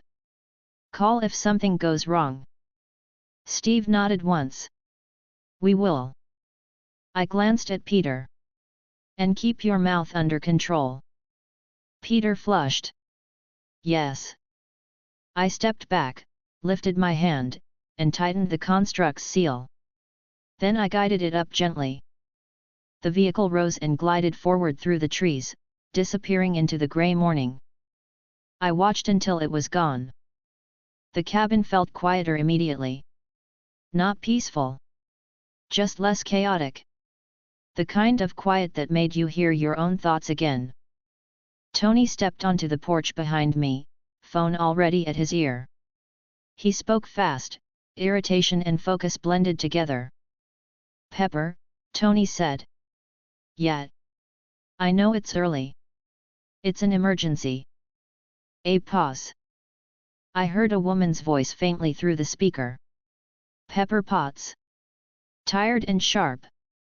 Tony, what is it? Pepper said, brisk. Tony ran a hand through his hair. I need you to connect me to legal, to a couple of Stark Industries government relations people, and I need you to not ask why until I'm done. Pepper didn't sound amused. You're in the woods. Tony glanced at me like it was my fault. Yes. I'm in the woods. It's a whole thing. Pepper's voice tightened. Are you safe? Tony looked out at the trees like he was offended by the question. Yes. I'm safe. Are you with someone? Pepper asked, sharper. Tony hesitated half a second too long. Pepper immediately sharpened. Tony. Tony exhaled. Yes. Who? Pepper demanded. Tony's eyes flicked to me again, like he wanted to negotiate reality. He didn't. He answered in the most Tony way possible. Captain America is alive, Tony said quickly. Pepper went silent. Tony kept going, because Tony couldn't stop himself once he started. And he's in a cabin. With a teenager. And Thor is also here. And I have a ring that makes green stuff. Pepper didn't respond for a full second. Then she said, very carefully, Tony, did you hit your head? Tony looked offended. No. Are you on something? Pepper asked, clipped. No, Tony said. Pepper's voice stayed controlled, but I could hear the tension. Then explain slowly. Tony sighed. I don't have time for slow.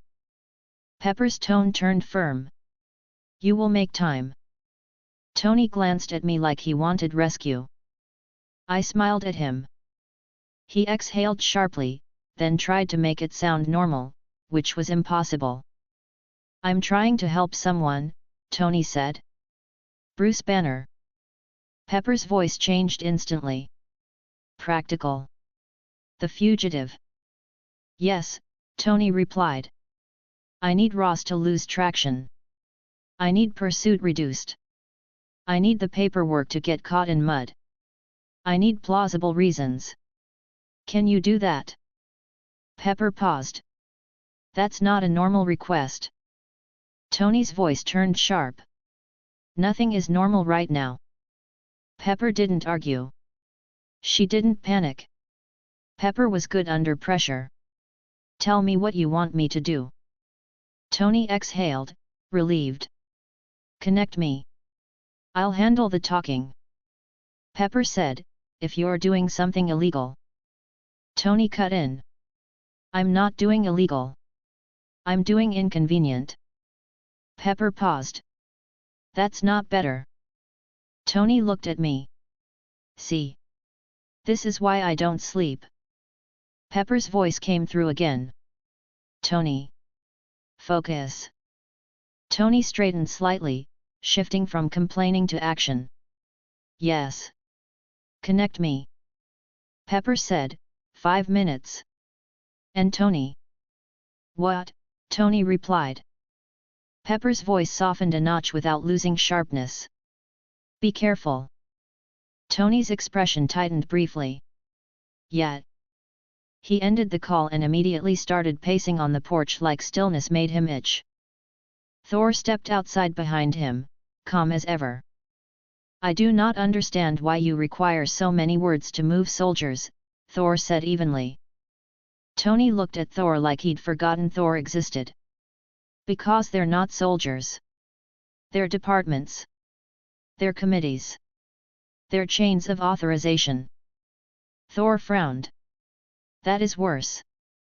Tony nodded. Yes. It's worse. Welcome to Earth. Thor's eyes narrowed slightly. I have been to Earth. Tony waved a hand. Yet. Welcome to modern Earth. I leaned against the porch railing, watching Tony pace and Thor stand like a statue. My mood stayed light on the surface, but I was tracking the timeline in my head.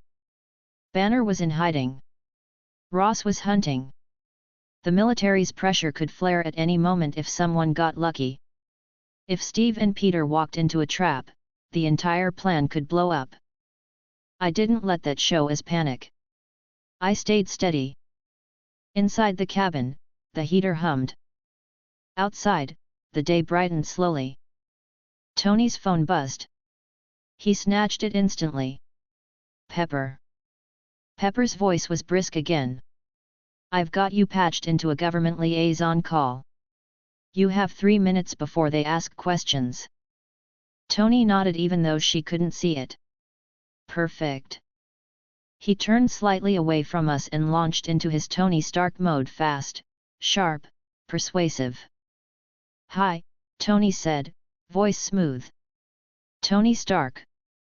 I'm calling because I have concerns about the allocation of resources toward an ongoing pursuit that has questionable efficiency and high collateral risk.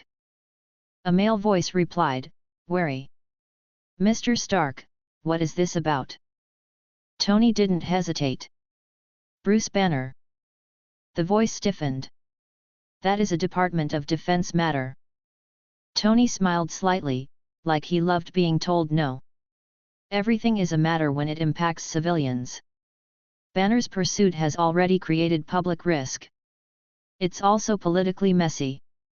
I'm offering a better option: reduce active pursuit pressure while refining intelligence collection. The man replied, General Ross has authority. Tony's tone stayed polite but firm. General Ross has tunnel vision. There was a pause. The voice came back sharper. Mr. Stark. Tony cut in, don't pretend you don't know what I mean. I'm not asking you to ignore threats. I'm asking you to not turn half a continent into a hunting ground for a man who is actively trying to avoid harm. Silence again. Tony pressed. I can also remind you how much defense contracting relies on good relationships. This doesn't have to be a fight. Thor watched Tony with mild fascination, like he was observing a strange kind of duel. I watched Tony with a small flicker of appreciation that I kept contained. He was arrogant. He was annoying. He was also extremely effective when he decided to be. The voice on the phone finally replied, more measured. What exactly are you proposing? Tony exhaled like he'd been waiting for that. Temporary reduction in active field teams. Focus on containment readiness rather than pursuit. Let Banner remain hidden while you build a response plan that doesn't involve chasing him through civilian areas. The man hesitated. Ross will not agree. Tony's tone stayed calm. Ross doesn't have to agree immediately. Ross can be delayed. The man replied, you're asking for interference. Tony's voice sharpened slightly. I'm asking for coordination. There's a difference. A long pause. Then the man said, I can't promise anything. Tony nodded again. You can start with slowing new tasking orders. Increase review. Force extra sign-off. Make it bureaucratic. That's all I need. The man said, you're very direct. Tony's mouth twitched. It's a habit. The call ended shortly after. Tony lowered the phone and exhaled hard. He looked irritated, but satisfied. Step 1, Tony said. Thor blinked. You have not moved any soldiers. Tony looked at him. I moved paper. Paper moves soldiers. Thor stared like he hated that truth. I pushed off the railing. Good. Tony looked at me. Don't say good like you're my coach. I grinned. Good job. Tony glared. Stop. Inside my ring's awareness, I felt Steve's presence far away as a faint, steady signal. Not because I was tracking him like a drone. Because we were connected through the spectrum now in a way that let me sense when he used power. He hadn't used it much yet. That was good. I turned and walked back inside. Tony followed, still muttering. Steve's side of the mission was quiet, which was how Steve operated when he wanted things to go right. He didn't fly into Canada with bright green light. He didn't bring attention. He guided the construct low and fast, following routes that kept them away from heavy populated areas, and when they had to pass near roads, he dropped lower behind tree lines and ridges. Peter sat beside him, trying not to fidget. He failed for most of the trip. "Are we there yet?"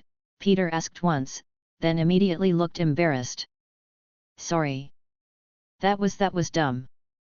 Steve's voice stayed calm. "It wasn't dumb. It was impatient." Peter nodded quickly. "Yes." Steve glanced at him. "Breathe." Peter inhaled, exhaled, then stared down at his ring hand like he was using it as a grounding point. "Okay." They stopped once to rest and drink water. Steve watched the horizon while Peter ate a protein bar with visible disappointment. "These are awful," Peter muttered. Steve replied, "Eat." Peter ate. When they crossed into Canada, Steve shifted to the next phase, looking like they belonged. They set down far outside any major town, dismissed the construct, and traveled by normal routes. Bus. Walking. Cheap motel room booked under an uninteresting name. Steve kept his ring hidden. Peter kept his ring hidden even more, like he was afraid it would glow through his pocket by accident.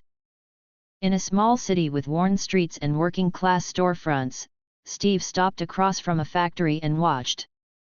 Peter stood beside him, hands in his pockets, shoulders tight. "Is he here?" Peter whispered. Steve nodded slightly. "We don't rush."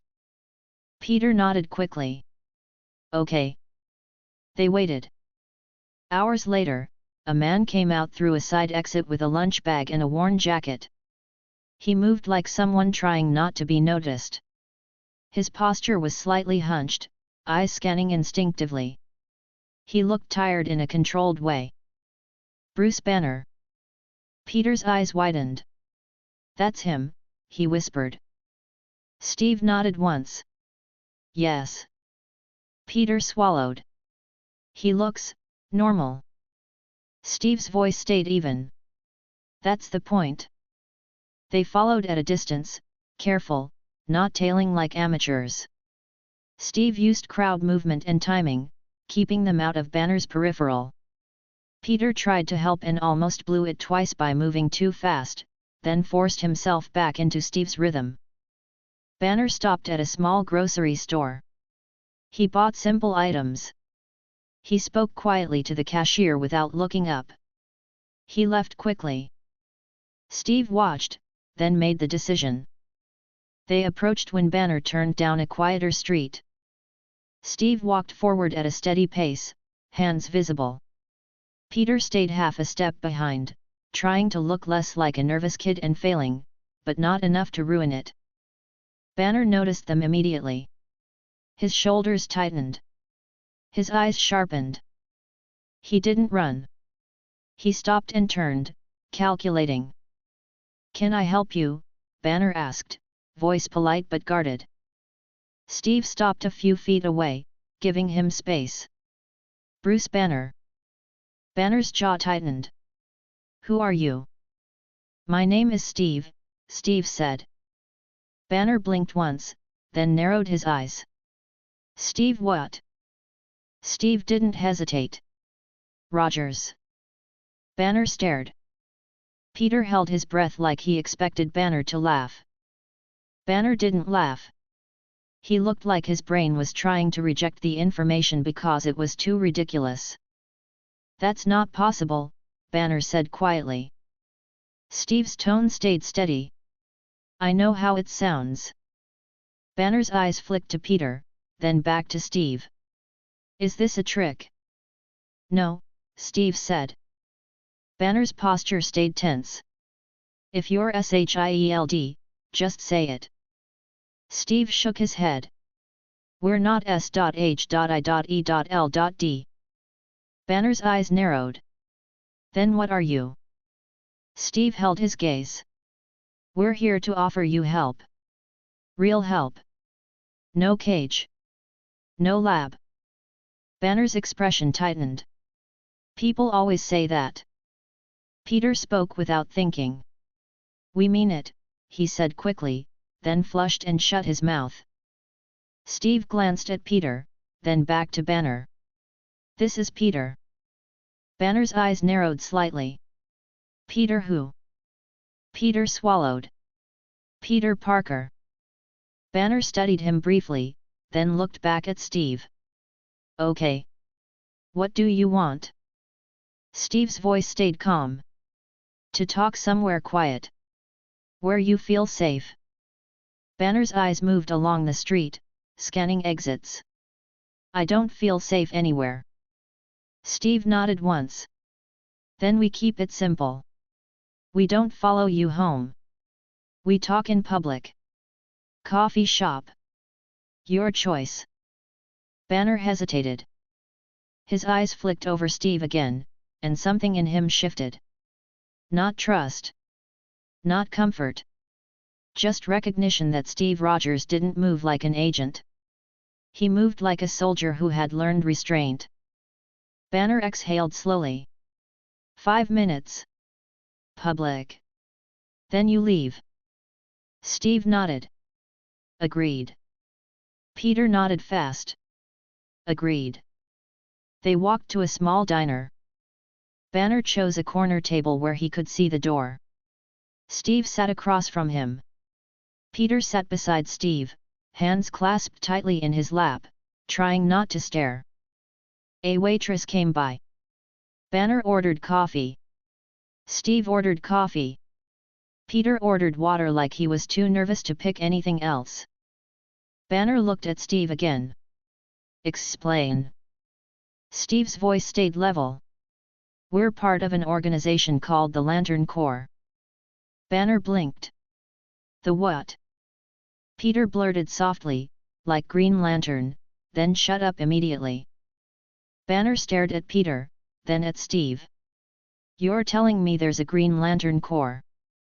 Steve nodded once. Yes. Banner's expression tightened. That's not real. Steve lifted his hand slightly, showing the ring without making it glow. It is. Banner's eyes locked on the ring. Steve kept it calm. It creates energy constructs.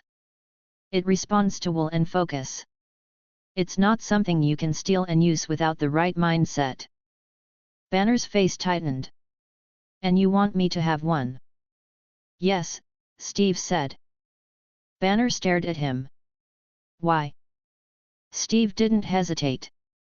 Because you are trying not to hurt people. Because you are running alone. Because you deserve support. Banner's jaw tightened like the word deserve hit him in a way he didn't like. You don't know what I am, Banner said quietly. Steve replied, I know you're not a monster. Banner's eyes flashed with irritation and pain. You don't get to say that. Steve held his gaze. I do if I believe it. Banner looked away, then back, breathing controlled. The other guy. Steve cut in gently. We're not here to provoke him. Peter spoke softly, careful. We don't want anyone hurt. Banner's eyes flicked to Peter again. He looked like he couldn't decide if Peter's sincerity made it better or worse. Banner leaned forward slightly. If I come with you, the military comes too. Steve shook his head. We're working on that. Banner's eyes narrowed. Who is we? Steve answered honestly. Tony Stark is helping. Banner froze. Peter's eyes widened slightly, like he realized the name would land hard.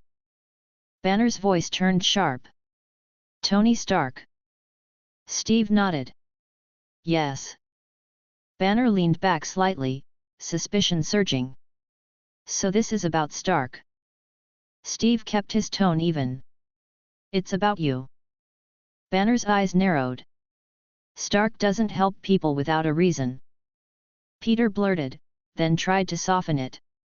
He's complicated. Banner stared at Peter like that was the understatement of the year. Steve spoke calmly. Stark is using his influence to reduce pursuit pressure. Not to control you. Not to trap you. Banner's jaw tightened. Influence doesn't stop Ross. Steve replied, it slows him. Banner exhaled slowly, processing. The waitress brought coffee and water. Banner took a sip like he needed the heat to hold on to something normal. Steve continued, steady. We're offering you a ring. You can say no. If you say no, we leave. No fight.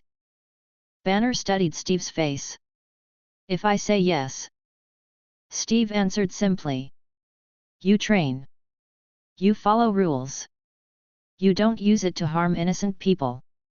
You don't use it to hide from responsibility. You use it to protect people and to protect yourself without killing anyone. Banner's mouth tightened. Protect myself. Steve nodded. Yes. Banner stared into his coffee for a moment. Then he looked up at Steve again. Where are you based? Banner asked. Steve didn't give coordinates. A cabin. Quiet. Private. Banner's eyes narrowed.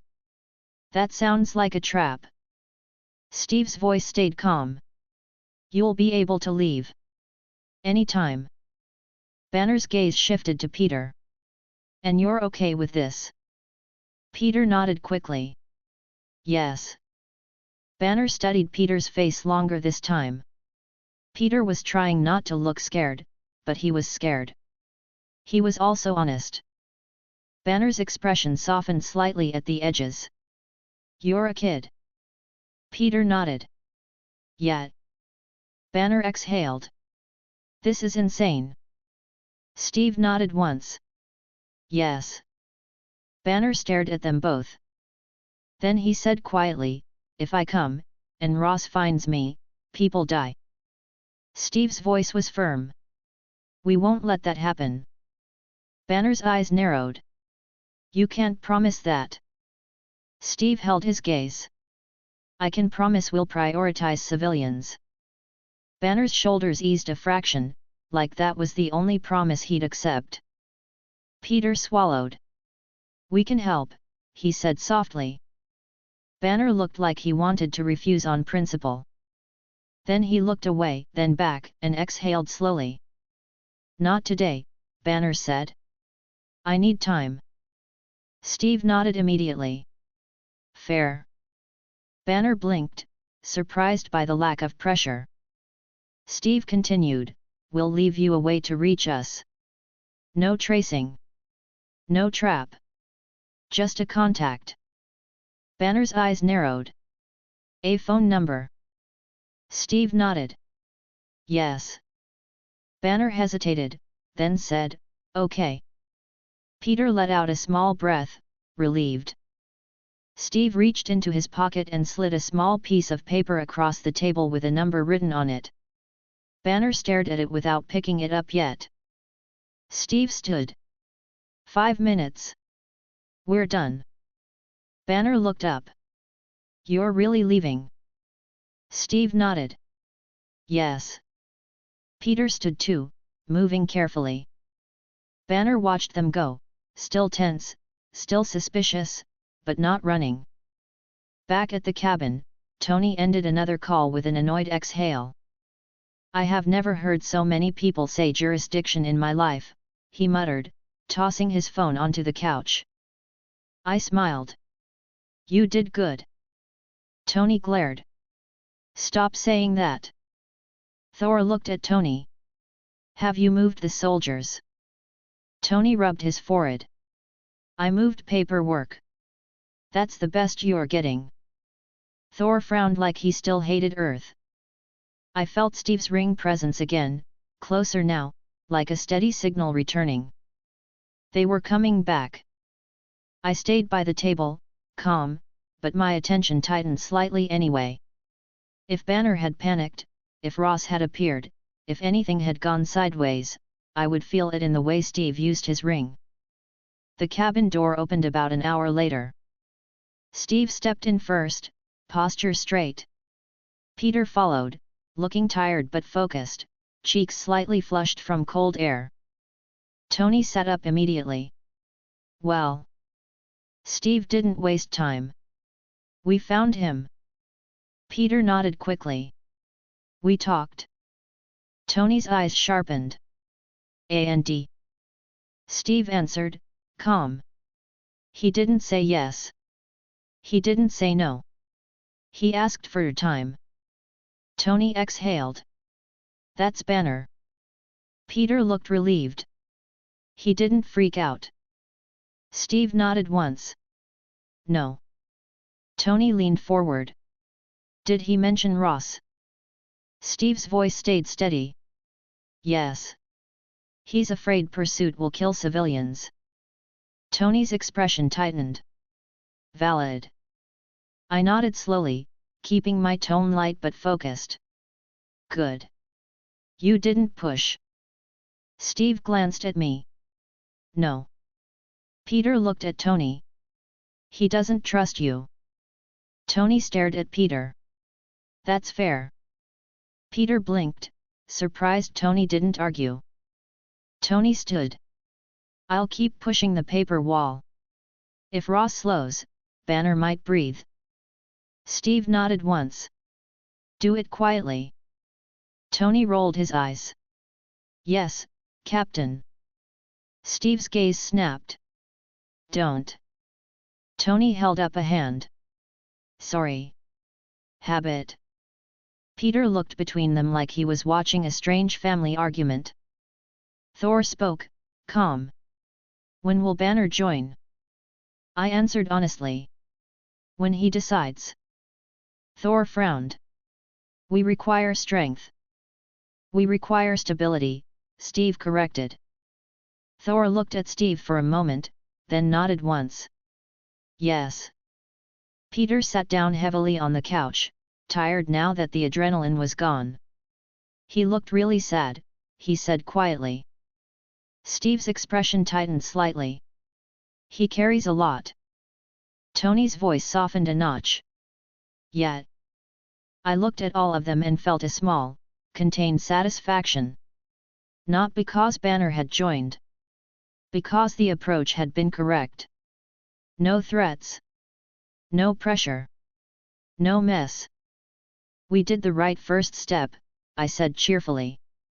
Tony stared. You're still cheerful. Yeah, I replied. Nobody died. Steve nodded once. Peter leaned back, rubbing his hands together. So what now? I shrugged lightly. Now we wait and we keep preparing. Tony picked up his phone again, already moving back into his world. And I keep annoying the right people. Steve looked at him. You keep it controlled. Tony sighed. Yes. Thor stood, posture straight. I will train. Steve nodded. Good. Peter looked at Thor. We can train together. Thor nodded, calm. Yes. The cabin settled back into motion, quiet planning, steady training, and Tony's phone calls threading through it like an irritant that also happened to be useful. Chapter 12, a glider, and a phone call. Banner's message came in the late afternoon, when the cabin had settled into that quiet stretch between training and food. Peter was at the table with his notebook open, writing down corrections Steve had made earlier about restraint pressure. Steve was outside splitting a small stack of wood with steady, controlled swings, not because we needed drama, but because he liked keeping his hands busy. Thor was inside, calm, working on basic constructs with the same boring discipline I'd demanded from everyone. Tony was on his phone near the window, voice clipped, still threading his way through the kind of quiet interference he insisted wasn't interference. My prepaid phone buzzed on the counter. I picked it up and saw a short message. "I'll come. One condition. No cages. No labs. No surprises. B." I stared at it for a second. My face stayed neutral, but I felt a quick rush of relief in my chest that I kept contained. Banner saying yes wasn't a win. It was an opening. It meant he trusted us enough to risk stepping out of his hiding place. I walked to the table and set the phone down so Peter and Thor could see the screen. Steve was still outside, but Tony would notice the shift in the room even if he pretended he didn't. Peter's eyes widened. "He said yes," he said, voice high, then he swallowed and tried to lower it. "He said yes." Thor leaned forward, reading the message with a calm expression. "He chooses to stand with us." Tony looked up from his phone instantly. "That's Banner." "Yes," I said cheerfully. Tony's expression tightened, a mix of satisfaction and worry. "Okay. That's good. That's a big deal." Peter nodded hard. "That's huge." Tony glanced at Peter and pointed slightly. "You. Stop saying huge." Peter flushed. "Sorry. It's significant." Steve stepped inside a moment later, wiping his hands on a cloth. He looked at our faces, then at the phone. "What?" Steve asked, already serious. I lifted the phone slightly. "Banner's coming." Steve's eyes sharpened, then he nodded once, slow. "Good." Thor stood. "Then we prepare." Tony's phone buzzed again. He glanced down, then back up with irritation. "I have a call in 10. Steve looked at him. "Then you take it after." Tony stared at Steve like he couldn't believe Steve was telling him how time worked. "It's shareholders." Steve's expression didn't change. "Banner first." Tony's jaw tightened. Then he exhaled. "Okay. Fine. I'll reschedule." Peter looked impressed, like Tony had just performed a miracle. I raised a hand, calm. "We're not dragging him here like a prisoner. We do it his way. Quiet route. He chooses the approach. We pick a safe meeting point." Steve nodded. "Agreed." Thor's voice was steady. "I will go with you." "No," I said. Thor frowned. "No. Not because I don't trust you," I said, still calm. "Because your presence makes things louder. People notice you." Thor's expression tightened slightly, like he didn't love being told he attracted attention, but he didn't argue further. He nodded once. Steve looked at me. "Peter and I can meet him again." "I'll meet him," I said. "You come with me." Steve nodded. "Yes." Peter's eyes widened. "Me too." Steve glanced at him. "Not this time."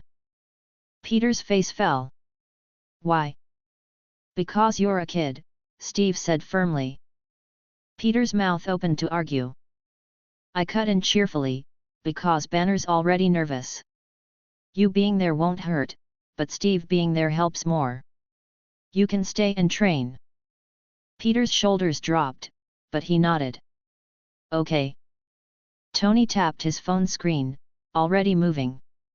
"I'll keep Ross slow," he said. "If Banner moves, someone might notice. I'll keep the paperwork jammed." Steve's eyes narrowed. "No threats?" Tony looked offended. "Yes, Steve. No threats." Thor glanced between us. "When he comes, I will greet him." I nodded. "Yes." Calmly. Thor's jaw set. Calmly. An hour later, Steve and I were moving. We didn't travel in a glowing streak. We used the same boring methods when possible and the ring only when necessary.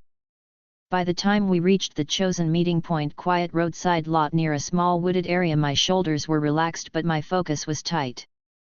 Steve stood beside me, hands at his sides, jacket zipped up, face composed.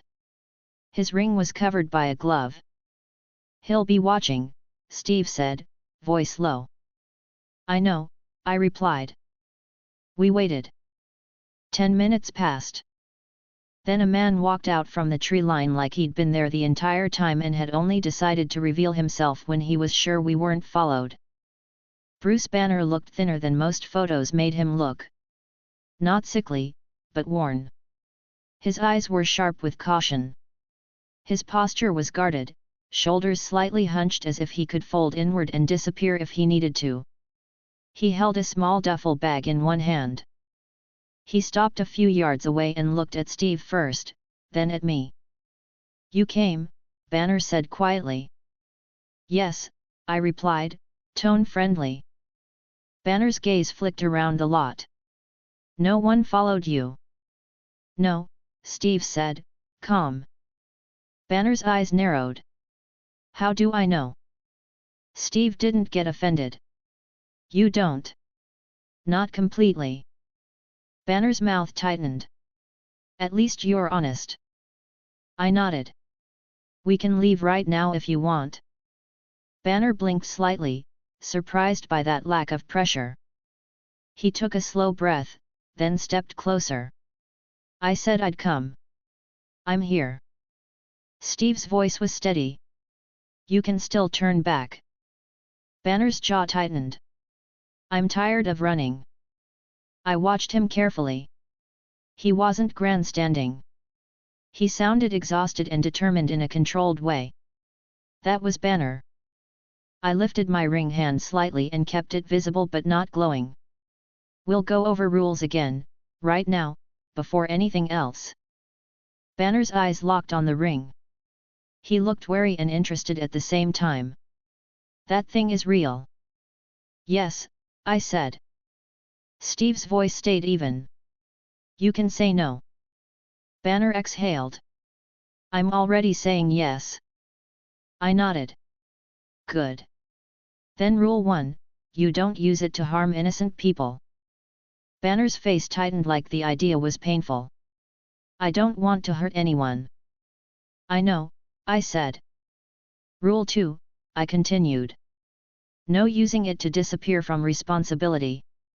You can hide from Ross, not from reality." Banner's eyes narrowed. "That's vague." "It means you don't use it to run away from your own mind," I said, simple. Banner's jaw tightened. "That's hard." Steve spoke, calm. "That's why you won't do it alone." Banner looked at Steve for a beat, then nodded once. "Rule 3, I said. Training. Every day."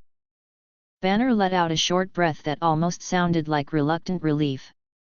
"I can do training." "Good," I said. I opened my palm and formed a new ring construct, clean and stable. I kept it hovering above my hand without any dramatic pulse. Banner stared at it, then looked up at me. "Is it going to change me?" "It responds," I said. "It doesn't rewrite you." Banner swallowed. "And the other guy?" Steve's posture tightened slightly, ready to intervene if Banner spiraled. I kept my voice calm. "If Hulk comes out, the ring will still respond to will. We'll train you to keep control. And we'll train containment that doesn't hurt civilians." Banner's eyes narrowed.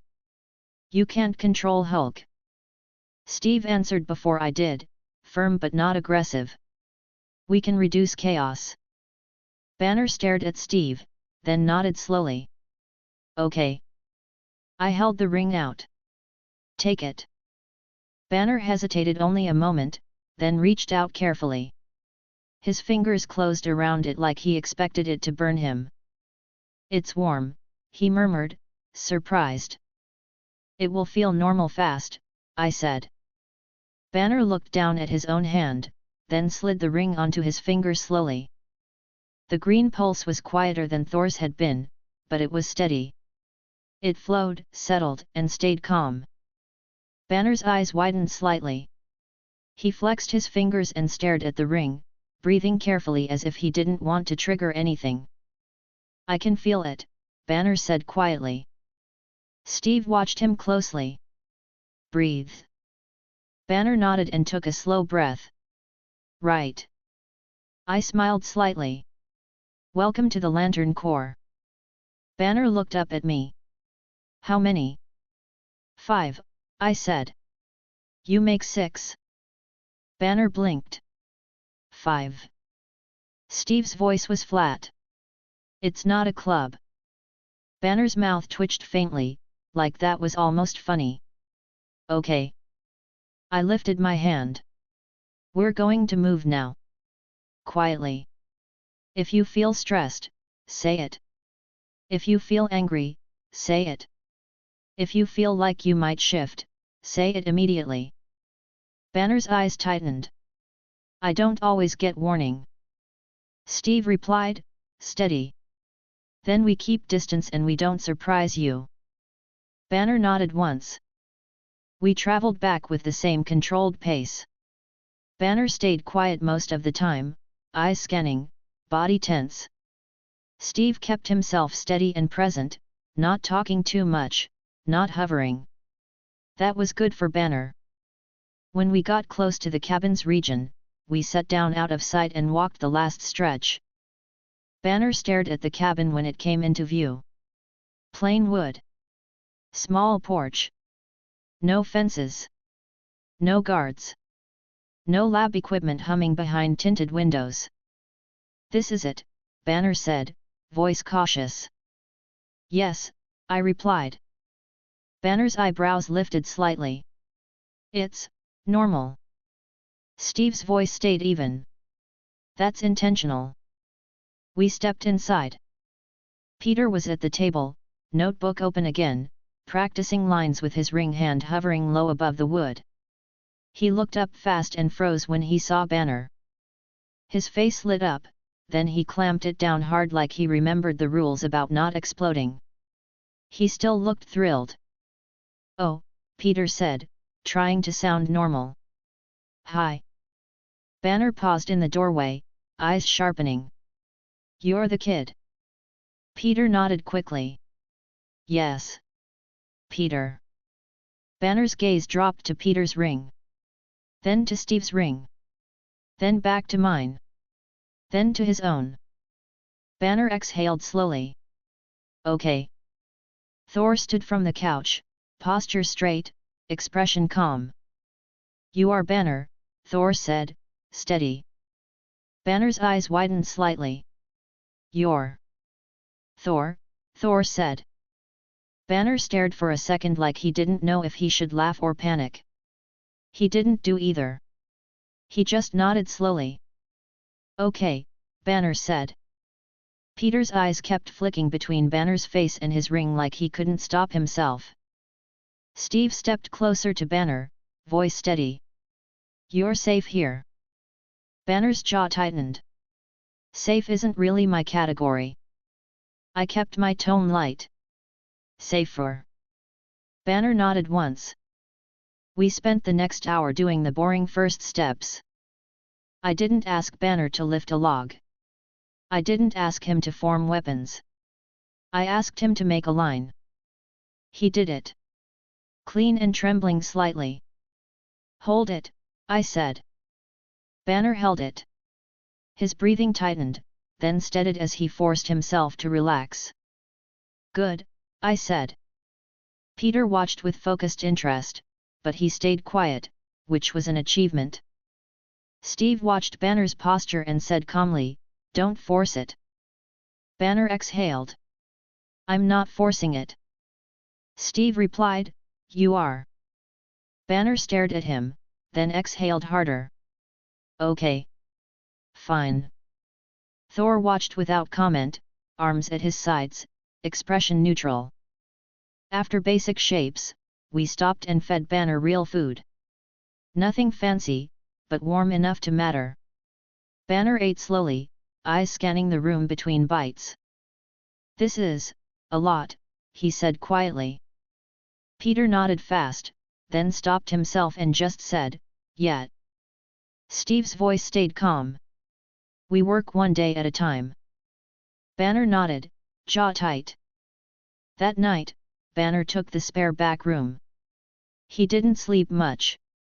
I could hear him moving quietly, like he was trying to find a position that didn't make his thoughts louder. I didn't push him. I didn't hover. I just made sure the cabin stayed calm. The next morning, Banner stayed. That mattered. And later that day, after a few hours of training and quiet, I left the cabin with Peter for supplies and a short walk, mostly to give Banner space without making it feel like we were avoiding him. Peter walked beside me with his hood up, hands in his pockets, posture relaxed in a way he hadn't been a week ago. "So," Peter said, trying to sound casual, "Banner is really here?" "Yes," I replied cheerfully.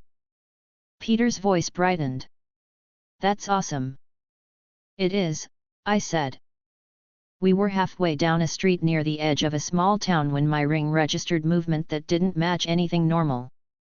A sharp engine whine, high and aggressive, cut through the air. Peter's head snapped up. A green glider dropped into view above the road, fast and loud. A figure in green armor rode it, posture confident and violent. A metallic laugh carried faintly. Peter froze for half a second, then his body shifted into focus. "Seriously," Peter muttered, annoyed and tense at the same time. "The Green Goblin. He wasn't supposed to be here like this, not now, not in this sequence, but he was here, and he was real, and civilians were on the sidewalk staring." The goblin tossed something small and spherical down toward the road. "A pumpkin bomb." People screamed and scattered. I stepped forward and lifted my hand. A green barrier snapped into place around the bomb just before it hit, containing the blast.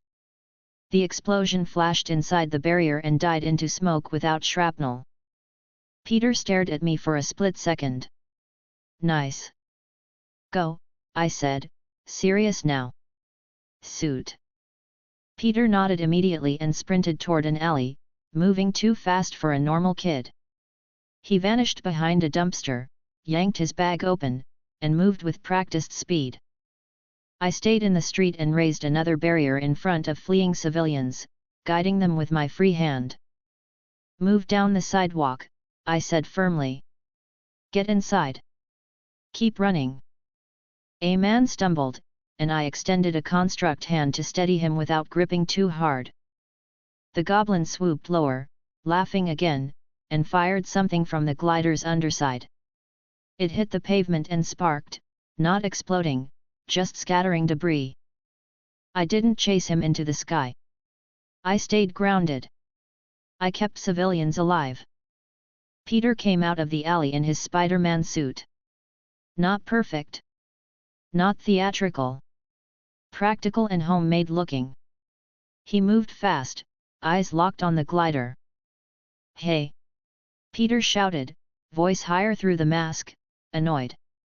"Do you ever get tired of being dramatic?"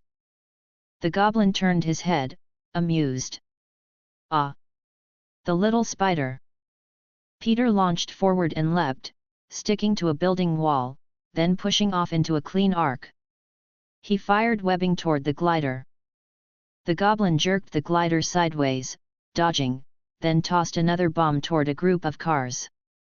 I snapped a barrier around it again.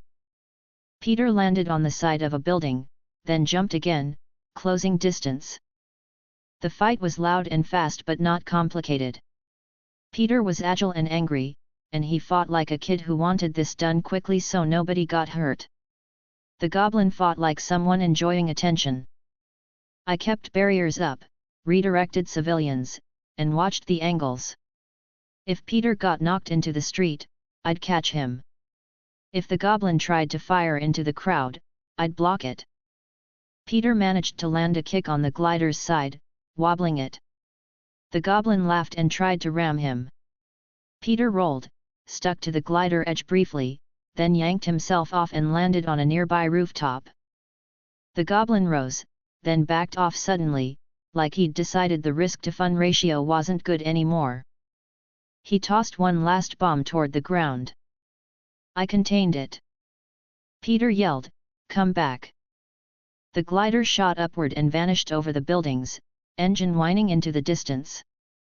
Peter stood on the rooftop edge, breathing hard, then looked down at me. I gave him a thumbs up. Peter huffed.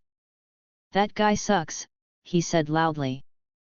I waved him down. "Get down here. We're leaving."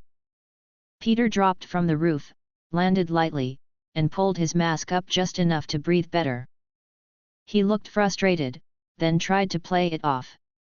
"Pretty ordinary day," he said, forcing cheer into his voice. I raised an eyebrow. "For you maybe." Peter wiped sweat from his forehead. "Yeah." We walked back toward the cabin at a steady pace. Peter changed back into civilian clothes out of sight, stuffing the suit into his bag with fast hands. By the time we got back, the cabin felt different. Not tense. Just emptier. Steve met us at the door, posture straight, face serious. "Thor went back to Asgard," Steve said quietly. Peter blinked. "He just left." Steve nodded once. "He said he had responsibilities." I exhaled. "Okay." Steve continued, "Tony had a meeting with his shareholders. He won't be back for a few days." Peter frowned. "Shareholders?" I smiled faintly. "That's Tony." Steve's gaze shifted to Peter's bag. "You fought?" Peter nodded, trying to sound casual. "Green Goblin showed up. We handled it." Steve's expression tightened. "Civilians?" "Safe," I said. "I contained the explosives." Steve nodded once, satisfied. Inside, Banner was at the table with a cup of water, posture stiff, eyes sharp. He looked up when we entered. "I heard something," he said quietly. Peter hesitated, then said, "It was a guy on a glider." Banner blinked. "That's not comforting." I kept it light. "Welcome to Earth." Banner's mouth twitched faintly, then he looked down at his ring like he needed to hold onto something stable. Steve looked at me. "We should meet Fury." I nodded. "Yeah." Banner's eyes narrowed. "Nick Fury?" "Yes," I said. Banner's posture tightened. "That's not safe." "It's necessary," Steve replied calmly. I nodded again, still cheerful, but serious underneath. "We set terms. We keep it controlled." Peter looked uneasy. "Are we all going?" "No," Steve said immediately. Peter's face fell. "Why?" "Because you're a kid," Steve repeated, firm. Peter sighed, then nodded. "Okay." I looked at Banner. "You stay here. Train. Rest. No stress." Banner gave a short laugh that wasn't amused. "No stress." Steve's voice stayed steady. "We'll be back." Banner watched us with guarded eyes, then nodded once. "Okay." I grabbed my jacket. Steve grabbed his duffel. We moved toward the door. Peter followed us to the porch, trying to look calm. "Be careful," he said quietly. I smiled at him. "Always." Steve nodded once. "Train." Peter nodded quickly. "Yes." Banner stayed inside, watching from the table, hands wrapped around his cup like it anchored him. Steve and I stepped into the cold air and started down the path away from the cabin, moving with quiet purpose.